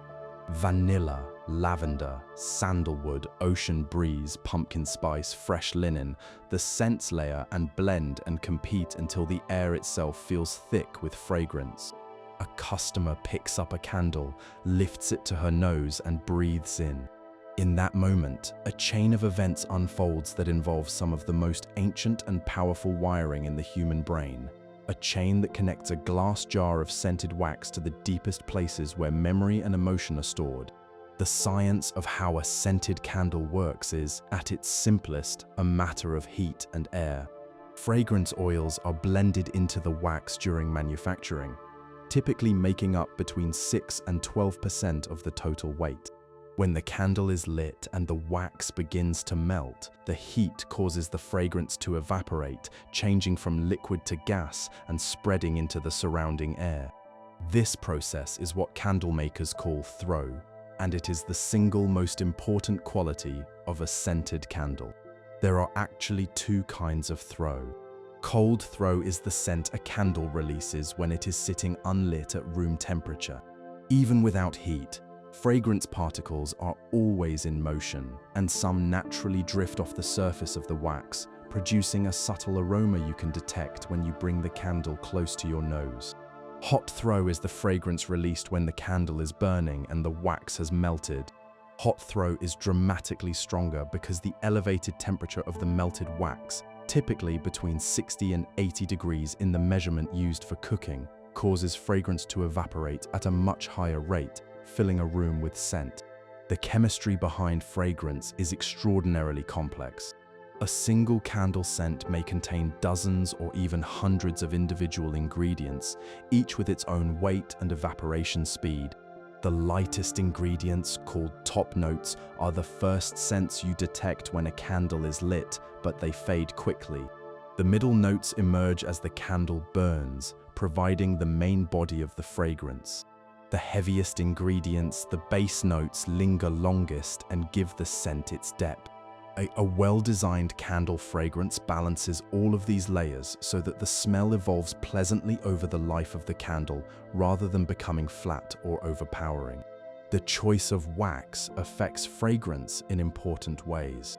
Different waxes have different structures that interact with scent oils differently. Soy wax tends to hold fragrance well and release it gradually, producing a gentle, even scent. Paraffin wax can produce a stronger burst of fragrance when burning, but may release it less evenly. Coconut wax and blended waxes offer their own characteristics. Professional candle makers spend enormous amounts of time testing different combinations of wax, fragrance, wick size, and container shape to find the best match for each particular scent. But the most interesting part of the scented candle story is not what happens in the wax or in the air. It is what happens inside your head. When fragrance particles enter the nose, they attach to special receptors high up in the nasal passage, triggering electrical signals that travel along a nerve directly to the base of the brain. From there, the signals go to the limbic system, a cluster of ancient brain structures that handle emotion and memory. This region includes the parts of the brain that govern feelings and the parts involved in forming and retrieving memories. And here is the remarkable thing. Smell is the only sense that connects directly to this emotional center without first passing through the brain's main relay station, which filters and processes signals from your other senses. This direct wiring is why a scent can trigger a vivid, emotionally charged memory faster and more powerfully than a sight or a sound. This is why the smell of cinnamon can transport you instantly to a grandparent's kitchen. Why the scent of pine can bring back a childhood holiday. Why lavender can recall a summer afternoon in a garden you have not visited in years. These are not things you think about and then feel. They are experiences that hit you all at once, sudden and vivid and deeply personal, rising up from the direct connection between your nose and your emotional brain. Candle makers understand this connection very well, and the most successful fragrances are designed not just to smell pleasant, but to create specific emotional states: comfort, relaxation, energy, romance, or the warm glow of nostalgia. Seasonal scents have become a calendar of emotion in the candle world. Pumpkin and apple candles signal autumn. Balsam and cinnamon mean winter holidays. Fresh linen and ocean breeze mean spring and summer. The seasonal rotation in stores has created its own consumer ritual, with loyal customers returning each season to buy the latest collection, an experience that is as much about anticipation and memory as it is about the physical product. Certain scents dominate the candle market for reasons that may be rooted in our biology. Vanilla is consistently the most popular candle fragrance worldwide, and research suggests that the scent of vanilla genuinely calms the nervous system, reducing stress responses in both humans and animals. Lavender has been studied extensively for its ability to reduce anxiety and improve sleep. Citrus scents are associated with alertness and improved mood. These preferences are not random. They appear to reflect real effects that certain fragrances have on the brain, effects that candle makers have learned to harness with increasing skill. The scented candle combines two ancient sources of comfort, fire, and fragrance into a single object. The sight of the flame, the warmth of the light, and the scent filling the room work together to create an experience that engages multiple senses at once. No other single object can do quite the same thing, and that is why the scented candle has become one of the defining products of our time. In 1991, in a laboratory somewhere in the American Midwest, a candle maker was trying to solve a problem that had nothing to do with the environment. He was looking for a cheaper alternative to beeswax. Beeswax candles burned beautifully with a clean flame and a natural honey scent, but they were expensive and he wanted a plant-based wax that could deliver similar quality for less. He began testing dozens of materials, and after close to 5 years of work, he developed a candle wax made from soybean oil that had been processed to make it solid at room temperature, blended with small amounts of coconut oil and palm oil. He called it soy wax, and it would set off a shift in the candle industry that continues to reshape the market today. The timing could not have been better. The 1990s saw the beginning of a broad movement toward natural, organic, and environmentally friendly products. Soy wax arrived just as people were starting to ask questions about what was in their household goods, and it offered an appealing answer. Unlike paraffin, which comes from petroleum, soy wax came from a renewable crop, American soybeans, which were plentiful, affordable, and grown domestically. Supporters argued that soy burned cleaner, producing less soot and fewer unwanted particles in the air. It was plant-based and biodegradable. It sounded, to a generation of concerned consumers, like the obviously better choice. One of the first major retailers to offer soy candles did so in 1995, and others quickly followed. By the early 2000s, soy candles had carved out a significant share of the market, positioned as the healthier, greener, more thoughtful alternative. The marketing worked and sales grew at double-digit rates. But the full story of soy wax is more complicated than its packaging suggests. The environmental case depends on which questions you ask and what you compare it to. Soybeans are indeed a renewable resource, but large-scale soybean farming is one of the most impactful forms of agriculture on the planet. In South America, the expansion of soybean fields has been a major driver of forest loss in some of the most biodiverse places on Earth. In the United States, soybean farming relies heavily on manufactured fertilizers and pesticides, contributes to the wearing out of soil, and is mostly dependent on seeds that have been modified in laboratories. Converting soybeans into candle wax requires an industrial process that uses metal catalysts and consumes significant energy. When the full supply chain is taken into account, the footprint of a soy candle is not necessarily smaller than that of a paraffin candle. Paraffin has its own defenders. It is a byproduct of refining petroleum, produced whether or not anyone makes candles from it. If it were not used for candles, it would be discarded or put to some other use. In this sense, making candles from paraffin is a form of using something that would otherwise go to waste. Paraffin candles do produce more soot than soy candles under identical conditions, but the health significance of this difference is debated.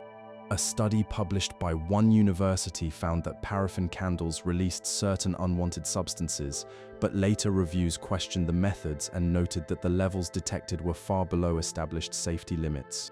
Palm wax presents the most difficult environmental problem. It comes from palm oil, the most widely produced vegetable oil in the world, and the palm oil industry has been linked to severe environmental damage in Southeast Asia. Vast areas of tropical forest in Indonesia and Malaysia have been cleared to plant palm oil plantations, destroying the habitats of species like the orangutan and pushing them toward extinction. Palm wax makes beautiful candles with attractive crystalline patterns, but its environmental costs have led many consumers and manufacturers to avoid it entirely. The ongoing competition among different waxes, sometimes called the wax wars, has produced a market that is increasingly fragmented and label-conscious. Consumers who once simply bought candles now read ingredient lists, looking for soy or coconut or beeswax and steering clear of paraffin or palm. Manufacturers have responded with an array of options and blends, each with its own story. Coconut wax made from coconut oil has emerged as a premium choice, prized for its clean burn and excellent scent release, though its supply is limited. A wax made from a plant in the mustard family, popular in Europe, offers another plant-based option. And beeswax, the oldest candle material in continuous use, has experienced a quiet revival among small-scale makers, though its high cost keeps its market share modest. The scientific evidence on which wax is healthiest remains unclear. A thorough review noted that while different waxes produce different emissions when burned, the amounts of anything harmful released by any well-made candle in a ventilated room are extremely small, well below levels known to cause problems.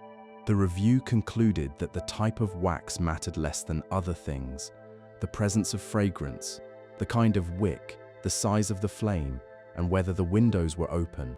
A well-made paraffin candle in a room with fresh air is likely safer than a poorly made soy candle burning in a sealed bathroom. None of this has reduced consumer enthusiasm for reading wax labels. The competition continues, driven less by science than by the stories people tell themselves about what they are bringing into their homes. Soy sounds natural, paraffin sounds industrial, coconut sounds clean and exotic. Beeswax sounds ancient and pure. These stories are not entirely wrong, but they are greatly simplified. Every wax has costs. Every wax has benefits. And the most important factors in a candle's impact are not the wax alone, but the entire life of the product. From field or well to factory, to living room to disposal. The wax wars have had one unexpected winner: the small, independent candle maker. The same consumer interest in natural and ethically made goods that drives demand for soy and coconut wax also drives demand for handmade candles made by identifiable people rather than anonymous factories. The artisanal candle movement, which grew rapidly during the lockdowns of 2020, has created thousands of small businesses that pour candles by hand in kitchens and workshops, marketing their products through online shops and local markets. For these makers, the choice of wax is not just a technical decision, but a statement of values, and the story of how the candle was made matters as much as the candle itself. In the city of Dongguan, in the Pearl River Delta of southern China, a factory floor stretches the length of a football field. Rows of automated machines pour molten paraffin wax into molds at a rate of thousands per hour. Robotic arms insert wicks with mechanical precision. Cooling tunnels solidify the candles in minutes. Packaging machines wrap each candle, place it in a box, and seal it for shipping. The finished products, votives, pillars, tapers, and jar candles are loaded into containers and trucked to the port, where they join the vast global flow of goods, bound for shelves in North America, Europe, and everywhere else on Earth. China is the world's largest candle manufacturer and exporter, and by a wide margin. In a recent year, Chinese factories exported candles with a trade value of nearly $1.33 billion, shipping more than 680 million individual units to markets around the world. China accounts for more than 70% of the world's candle exports, a dominance that reflects the country's advantages in manufacturing infrastructure, labor costs, raw material supply, and sheer scale. The major candle-producing regions are concentrated in several southern and eastern provinces, where clusters of factories operate close to wax suppliers, wick manufacturers, fragrance importers, and shipping ports. The global candle market in the mid-2020s is valued at roughly $14 to $15 billion and is expected to grow steadily, reaching an estimated $25 billion by the early 2030s. This growth is driven by rising consumer spending on home fragrance and decoration, the expansion of the wellness and self-care market, and the continuing cultural association between candles and comfort. The premium segment, including luxury and artisanal candles priced at $20 and above, accounts for more than 70% of the market's total value, a striking figure that shows just how thoroughly the candle has been repositioned from a commodity to a lifestyle product. The United States remains the world's largest candle market by consumption, with Americans spending more than $3 billion on candles each year. Industry estimates suggest that candles are burned in more than 80% of American households, with the average consumer buying between 5 and 8 candles annually. Women make the vast majority of candle purchases, and the busiest selling season runs from October through December, when holiday traditions, shorter days, and the desire for warmth and coziness at home drive a surge in demand. Europe is the second largest market, with Germany, the United Kingdom, and France leading in per-person consumption. The European market is shaped by strong traditions of everyday candle use, particularly in the Scandinavian countries, where candles are central to the idea of creating warmth and contentment in the home. Denmark, with its long, dark winters and deeply rooted candle culture, consistently ranks among the highest per-person candle consumers in the world. A European industry association based in the Netherlands represents manufacturers and has been important in establishing quality and safety standards. The year 2020 produced the most dramatic single-year increase in candle sales in the industry's modern history. As lockdowns confined hundreds of millions of people to their homes for weeks and months, candle sales surged across every market. One luxury online retailer reported sales jumping 130% in a single month. A major home fragrance chain reported record profits, with store sales increasing more than 50%. The lockdowns also sparked a massive wave of candle making as a hobby, with interest in do-it-yourself candle kits soaring by thousands of % on social media. Candle making became one of the most popular home crafts of that strange year, alongside bread baking and jigsaw puzzles. The pandemic effect was not just a temporary spike. It represented an acceleration of trends already underway. The growing importance of the home as a source of comfort, the rise of scent as a tool for managing mood, and the willingness of consumers to spend on small pleasures that brighten daily life. Even after lockdowns ended and people returned to offices and social gatherings, candle sales stayed elevated, suggesting that the pandemic had permanently expanded the market. The industry's structure reflects a sharp division between large manufacturers and small makers. At the industrial end, a handful of major companies dominate the mass market, operating enormous manufacturing facilities and distributing through national retail chains. At the artisanal end, the candle market has become one of the most accessible sectors for small-scale business. The barriers to entry are low. A beginner can start making candles with an investment of just a few $100s in wax, wicks, fragrance, and containers. Online selling platforms provide distribution channels that allow a single person working from a kitchen table to reach customers anywhere. The pandemic accelerated this trend, and by the early 2020s, there were tens of thousands of small candle businesses in the United States alone. Many of them run by women and often started as side projects that grew into full-time work.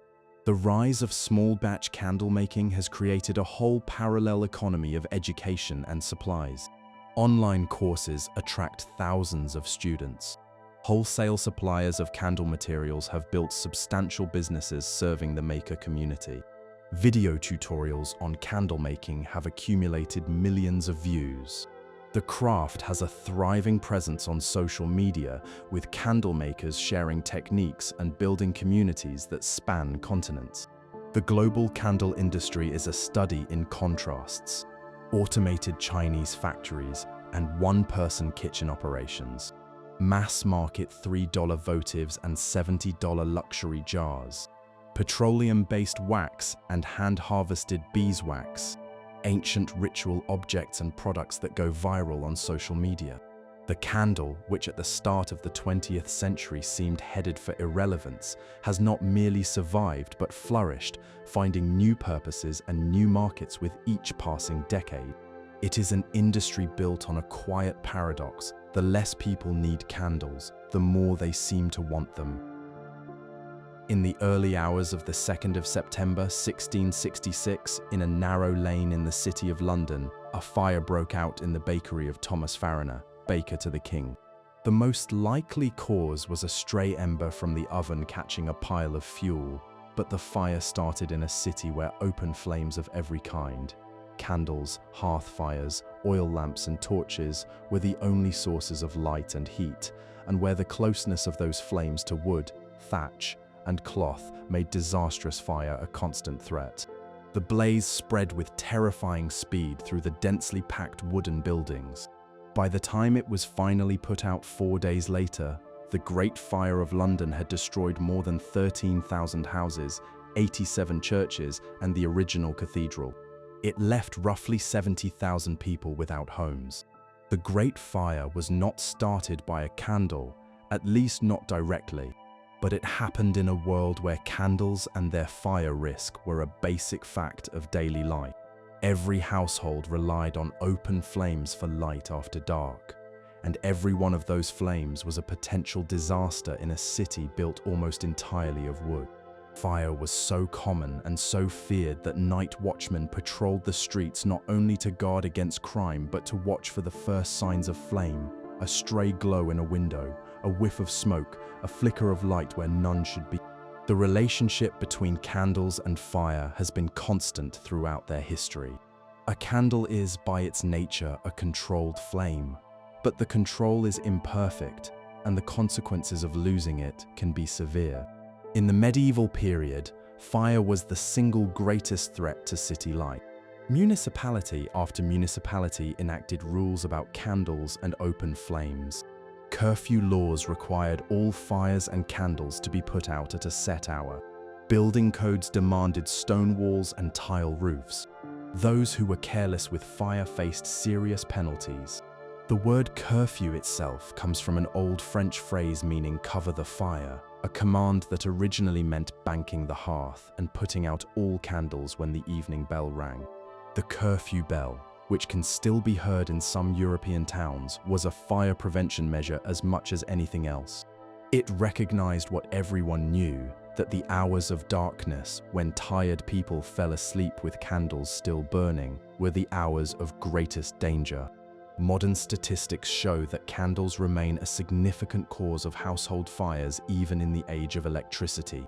In the United States alone, an average of more than 8,000 house fires per year were caused by candles in a recent 5-year period, roughly 23 candle fires per day.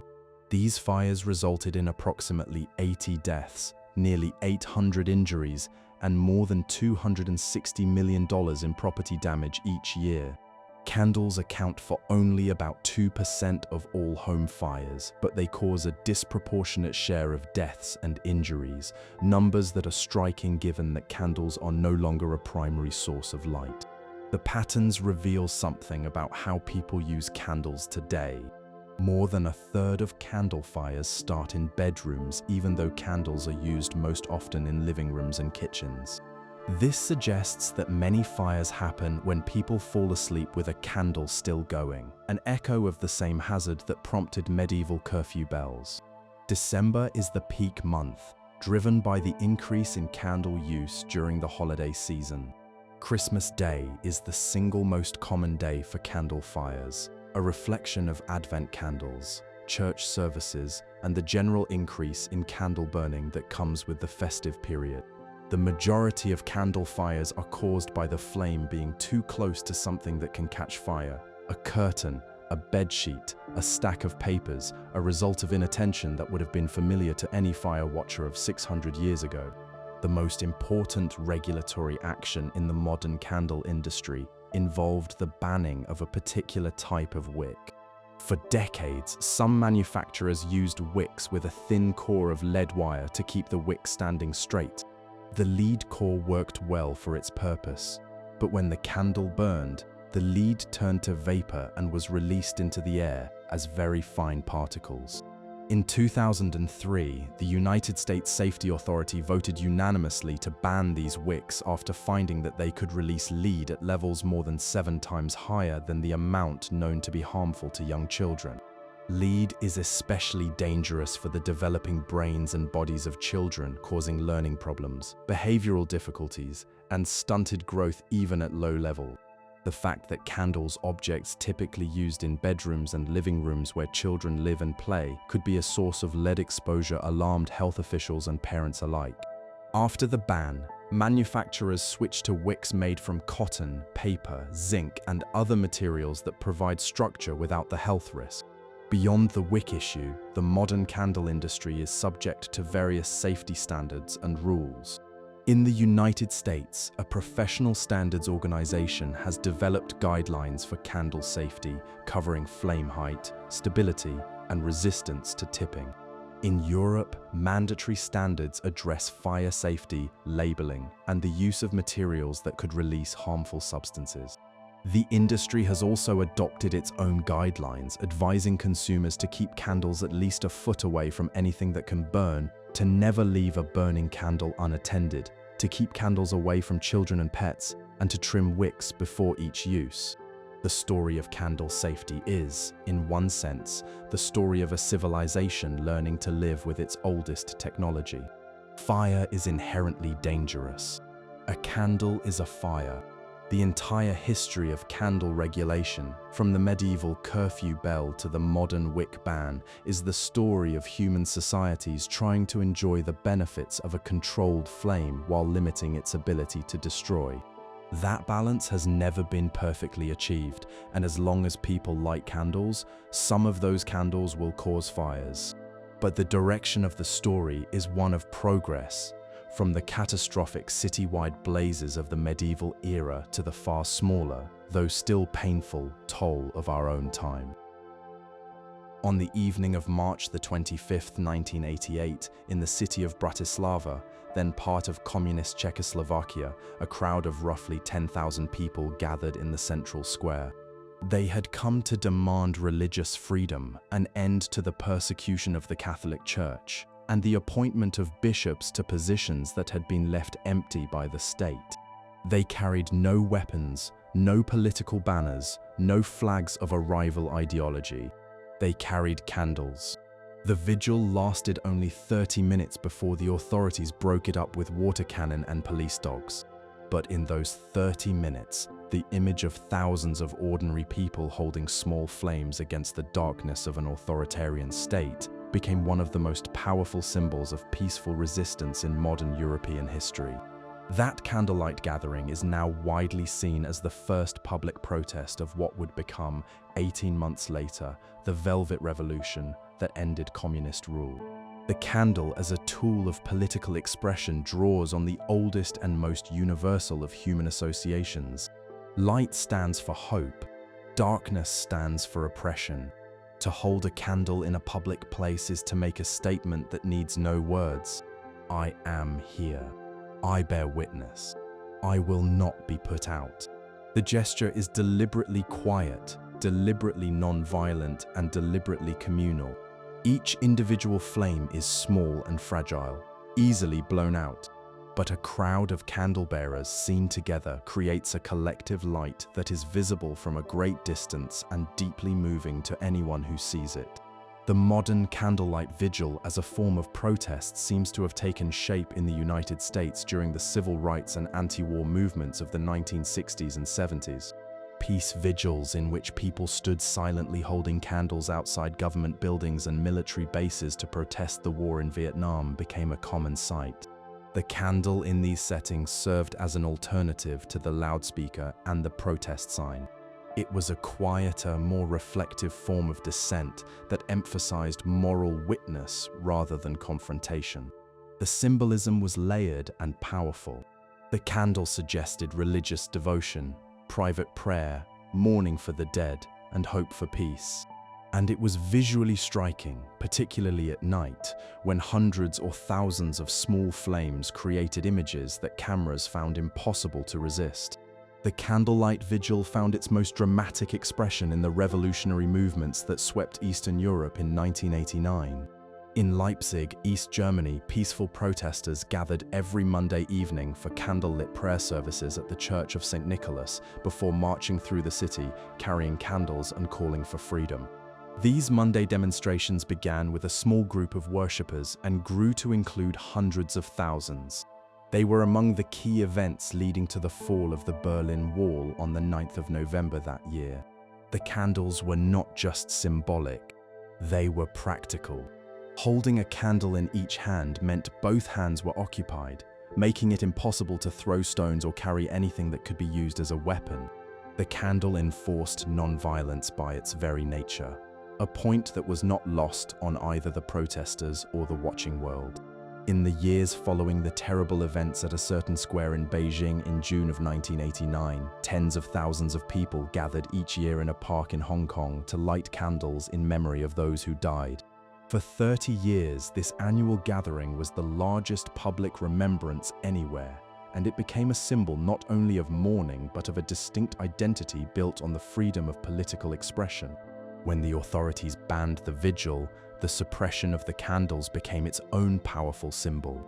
The health crisis that swept through communities in the 1980s and 90s generated some of the most emotionally powerful candlelight vigils in American history. As the epidemic killed tens of thousands of young people, candlelight gatherings became a way for devastated communities to mourn, to demand action from the government, and to insist on being seen. The first International Candlelight Memorial was held in 1983, and it has grown into the world's largest annual grassroots event around the crisis, observed in more than 100 countries. Each flame represents a life lost, and the combined light of thousands of candles represents the scale of the loss and the refusal to let the dead be forgotten. Perhaps the most remarkable modern example is the South Korean candlelight movement of 2016 and 2017. Beginning in October of 2016, millions of citizens took to the streets carrying candles to demand the removal of their president, who was caught up in a corruption scandal. Over 5 months, an estimated 17 million people participated, making it one of the largest sustained demonstrations in modern history. The protests were overwhelmingly peaceful, organized with careful discipline, and conducted with a spirit of civic determination. In March of 2017, the court upheld the removal from office. The candlelight movement, as it is now called, showed that the simple act of holding a candle could, when multiplied by millions, change the direction of a nation. The Candlelight Vigil has also become the default way of marking public sorrow after tragedies. Following mass violence, natural disasters, and the loss of public figures, communities gather with candles to express grief and solidarity. A gathering in Central Park after the death of a beloved musician in 1980 established the pattern. The attacks of September 2001 produced vigils in cities across the world. Each subsequent tragedy has brought its own gatherings of candle-bearing mourners. What makes the candle so uniquely suited to these moments of intensity? Part of the answer is practical. A candle is small, cheap, portable, and available on short notice. Anyone can join a vigil without planning or special equipment. But the deeper answer is that the candle is an ancient object carrying thousands of years of accumulated meaning. It represents prayer, hope, memory, the soul, the presence of something sacred. To carry a candle is to join a tradition that connects you to every human being who has ever lit a flame in the darkness and found in that light a reason to carry on. On a November evening in 1997, aboard the space shuttle Columbia as it orbited the Earth, a researcher lit a candle. The experiment was part of a series of studies conducted in the weightless environment of the shuttle, and the candle was a simple white taper of the kind you might find on any dinner table. On Earth, the flame of such a candle has the familiar teardrop shape that everyone recognizes, bright yellow, tapering to a point, with a thin blue zone near the wick. But in orbit, where gravity is effectively absent, the flame did something no one on Earth had ever seen with their own eyes. It burned as a small, near-perfect sphere, barely bigger than a fingertip, with a dim blue glow and no visible yellow at all. It was a flame stripped of its familiar shape by the removal of one force that we all take for granted. The reason a candle flame is shaped like a teardrop on Earth has to do with gravity and the movement of air. When a candle burns, the hot gases near the flame are lighter than the cooler air around them. Gravity pulls the cooler, heavier air downward, which pushes the hotter, lighter gases upward. This rising current of warm air draws fresh air in from below and stretches the flame vertically into its characteristic pointed shape. The rising column also carries tiny particles of carbon, fragments of incompletely burned wax, upward through the flame. These particles are heated until they glow, and it is their glow that gives the candle its warm yellow color. In the weightless environment of orbit, none of this happens. Without gravity, there is no rising or falling. Fresh air reaches the flame only through the much slower process of molecules drifting naturally in all directions. The result is the perfectly round flame observed in the shuttle experiments, a quiet blue globe of burning gas that looks nothing like the dynamic flickering flame we know.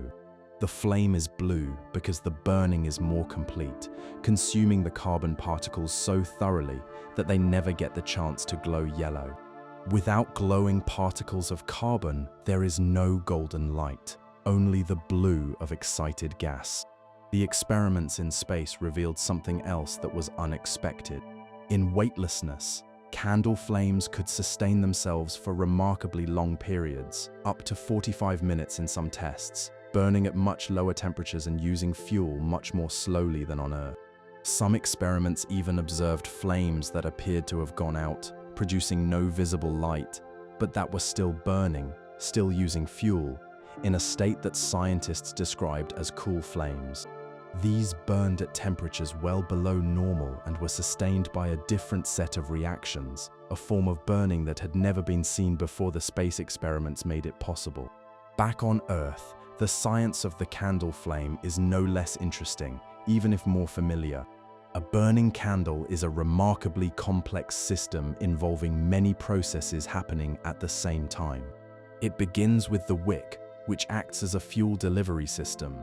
Liquid wax in the pool at the top of the candle is drawn upward through the tiny spaces between the wick fibers by the same force that makes water climb up a thin tube. When the liquid wax reaches the top of the wick, the heat turns it into vapor, an invisible gas. This vapor then mixes with oxygen from the surrounding air and burns, breaking apart and recombining to produce invisible gases, water vapor, heat, and light. The flame itself has several distinct zones, each with its own temperature and activity. The dark zone at the very base, right around the wick, is the coolest region where vaporized wax has not yet found enough air to burn. The blue zone at the base and edges is where the burning is most thorough, producing a blue light typical of clean combustion. The large yellow zone that makes up the body of the flame is where tiny carbon particles glow white hot. And the very tip is another blue region where the last traces of fuel are used up. The temperature within a candle flame varies enormously from one zone to another. The hottest point is not at the tip, as many people assume, but in the blue zone near the base, where temperatures can reach roughly 1400 degrees. The tip is considerably cooler, around 600 degrees, because much of the heat has been carried away by the rising air. The average temperature across the whole flame is about 1000 degrees, hot enough to melt certain metals and certainly hot enough to set fire to paper, fabric, and every other common household material. The dark residue that candles leave behind, the soot that appears on walls and ceilings, forms in the yellow zone of the flame, where fuel-rich conditions cause wax molecules to break apart and reassemble into complex clusters of carbon atoms. If these clusters pass through a hot enough region of the flame, they burn completely and vanish. If they escape, they drift into the air as very fine particles, eventually settling on nearby surfaces. Questions about what candle smoke does to the air inside a home have become a subject of growing interest. Fine particles in the air are known to affect breathing and heart health when inhaled in large amounts. Studies have shown that burning candles in enclosed, poorly ventilated spaces can produce measurable levels of these particles, though the amounts are generally well below established safety limits. The health effects of lighting a candle now and then in a room with open windows are considered minimal by most researchers.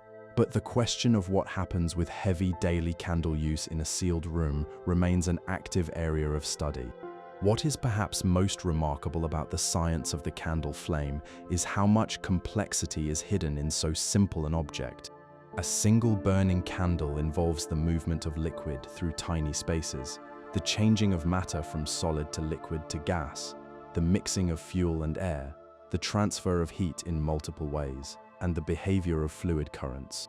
It is, as Faraday recognized more than a century and a half ago, a complete laboratory of natural principles, all contained in a flame no bigger than a fingertip. The candle asks for nothing more than a wick, some wax, and a match. And yet what it does when it burns touches on some of the deepest questions in science: how matter changes form, how things burn, how heat moves, and what a flame actually is. On a winter evening in Copenhagen, in a small apartment in a quiet neighborhood, a woman comes home from work, hangs up her coat, and performs the first act of her evening ritual. She strikes a match and lights 3 candles on the coffee table.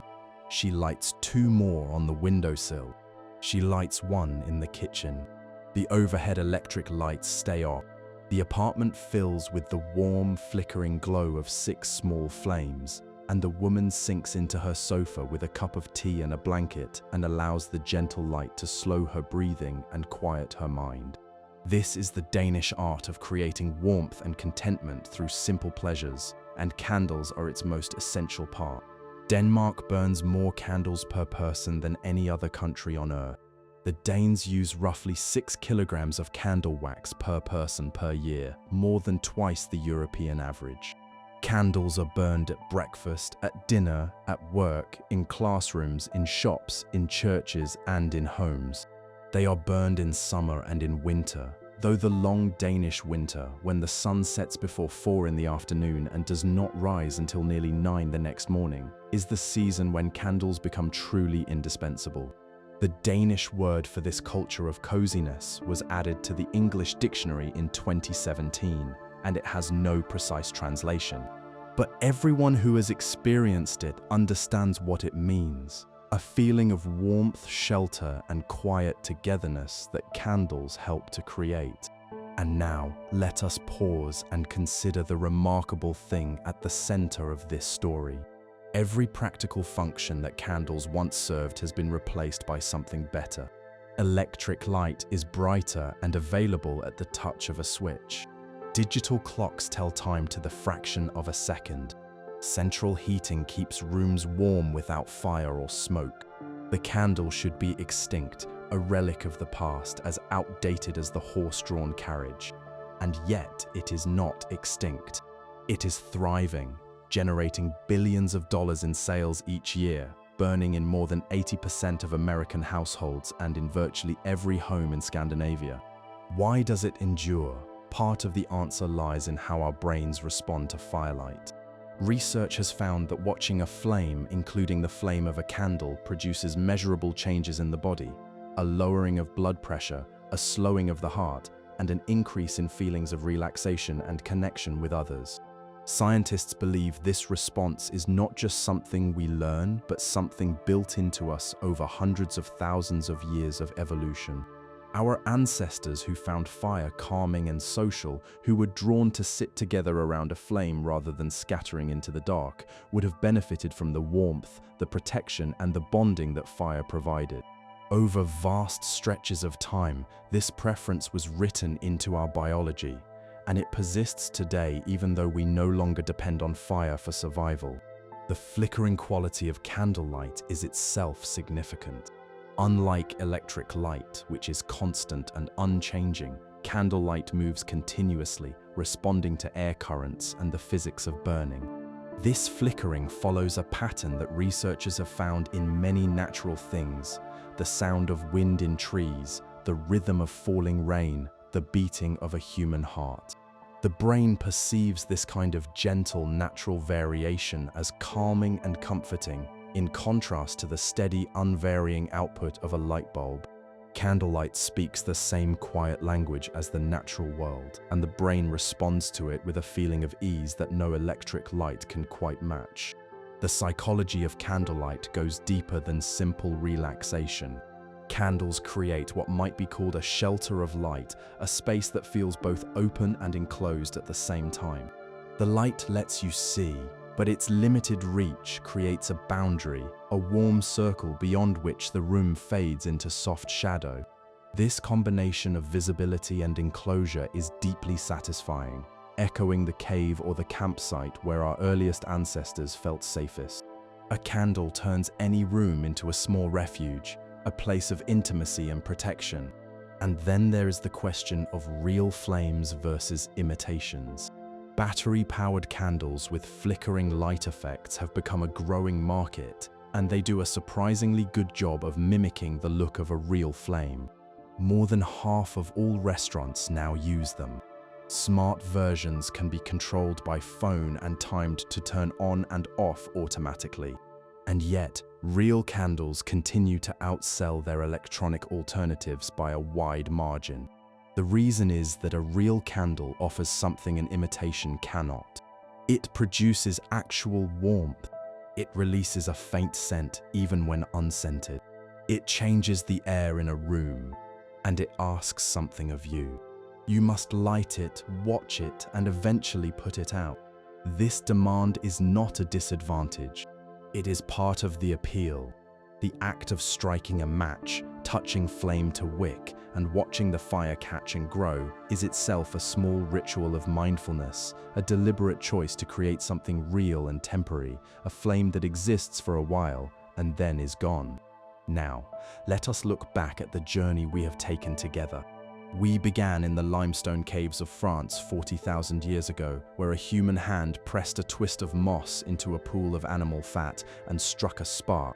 We traveled to the temples of ancient Sumer, where priests tended lamps in honor of the sun god. We stood in Rome during the festival of Saturnalia, where candles were given as gifts of light at the darkest time of the year. We watched monks in medieval France carry pale golden beeswax to the altar.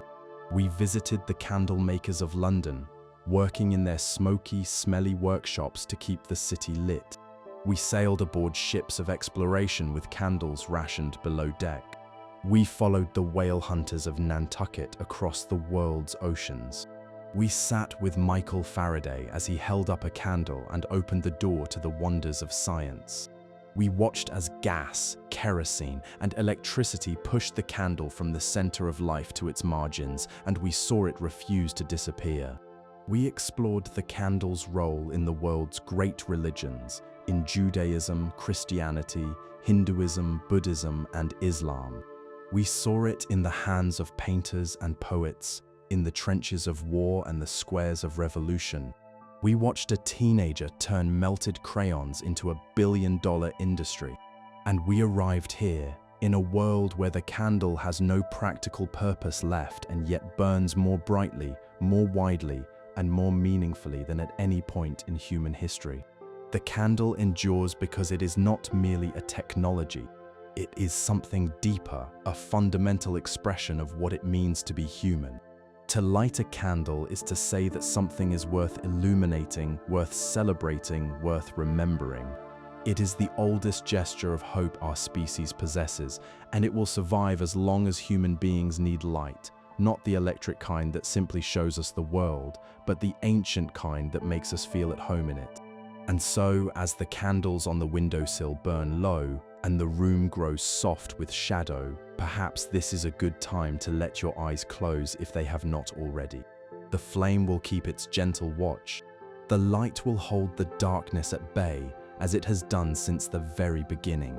Good night, and rest well.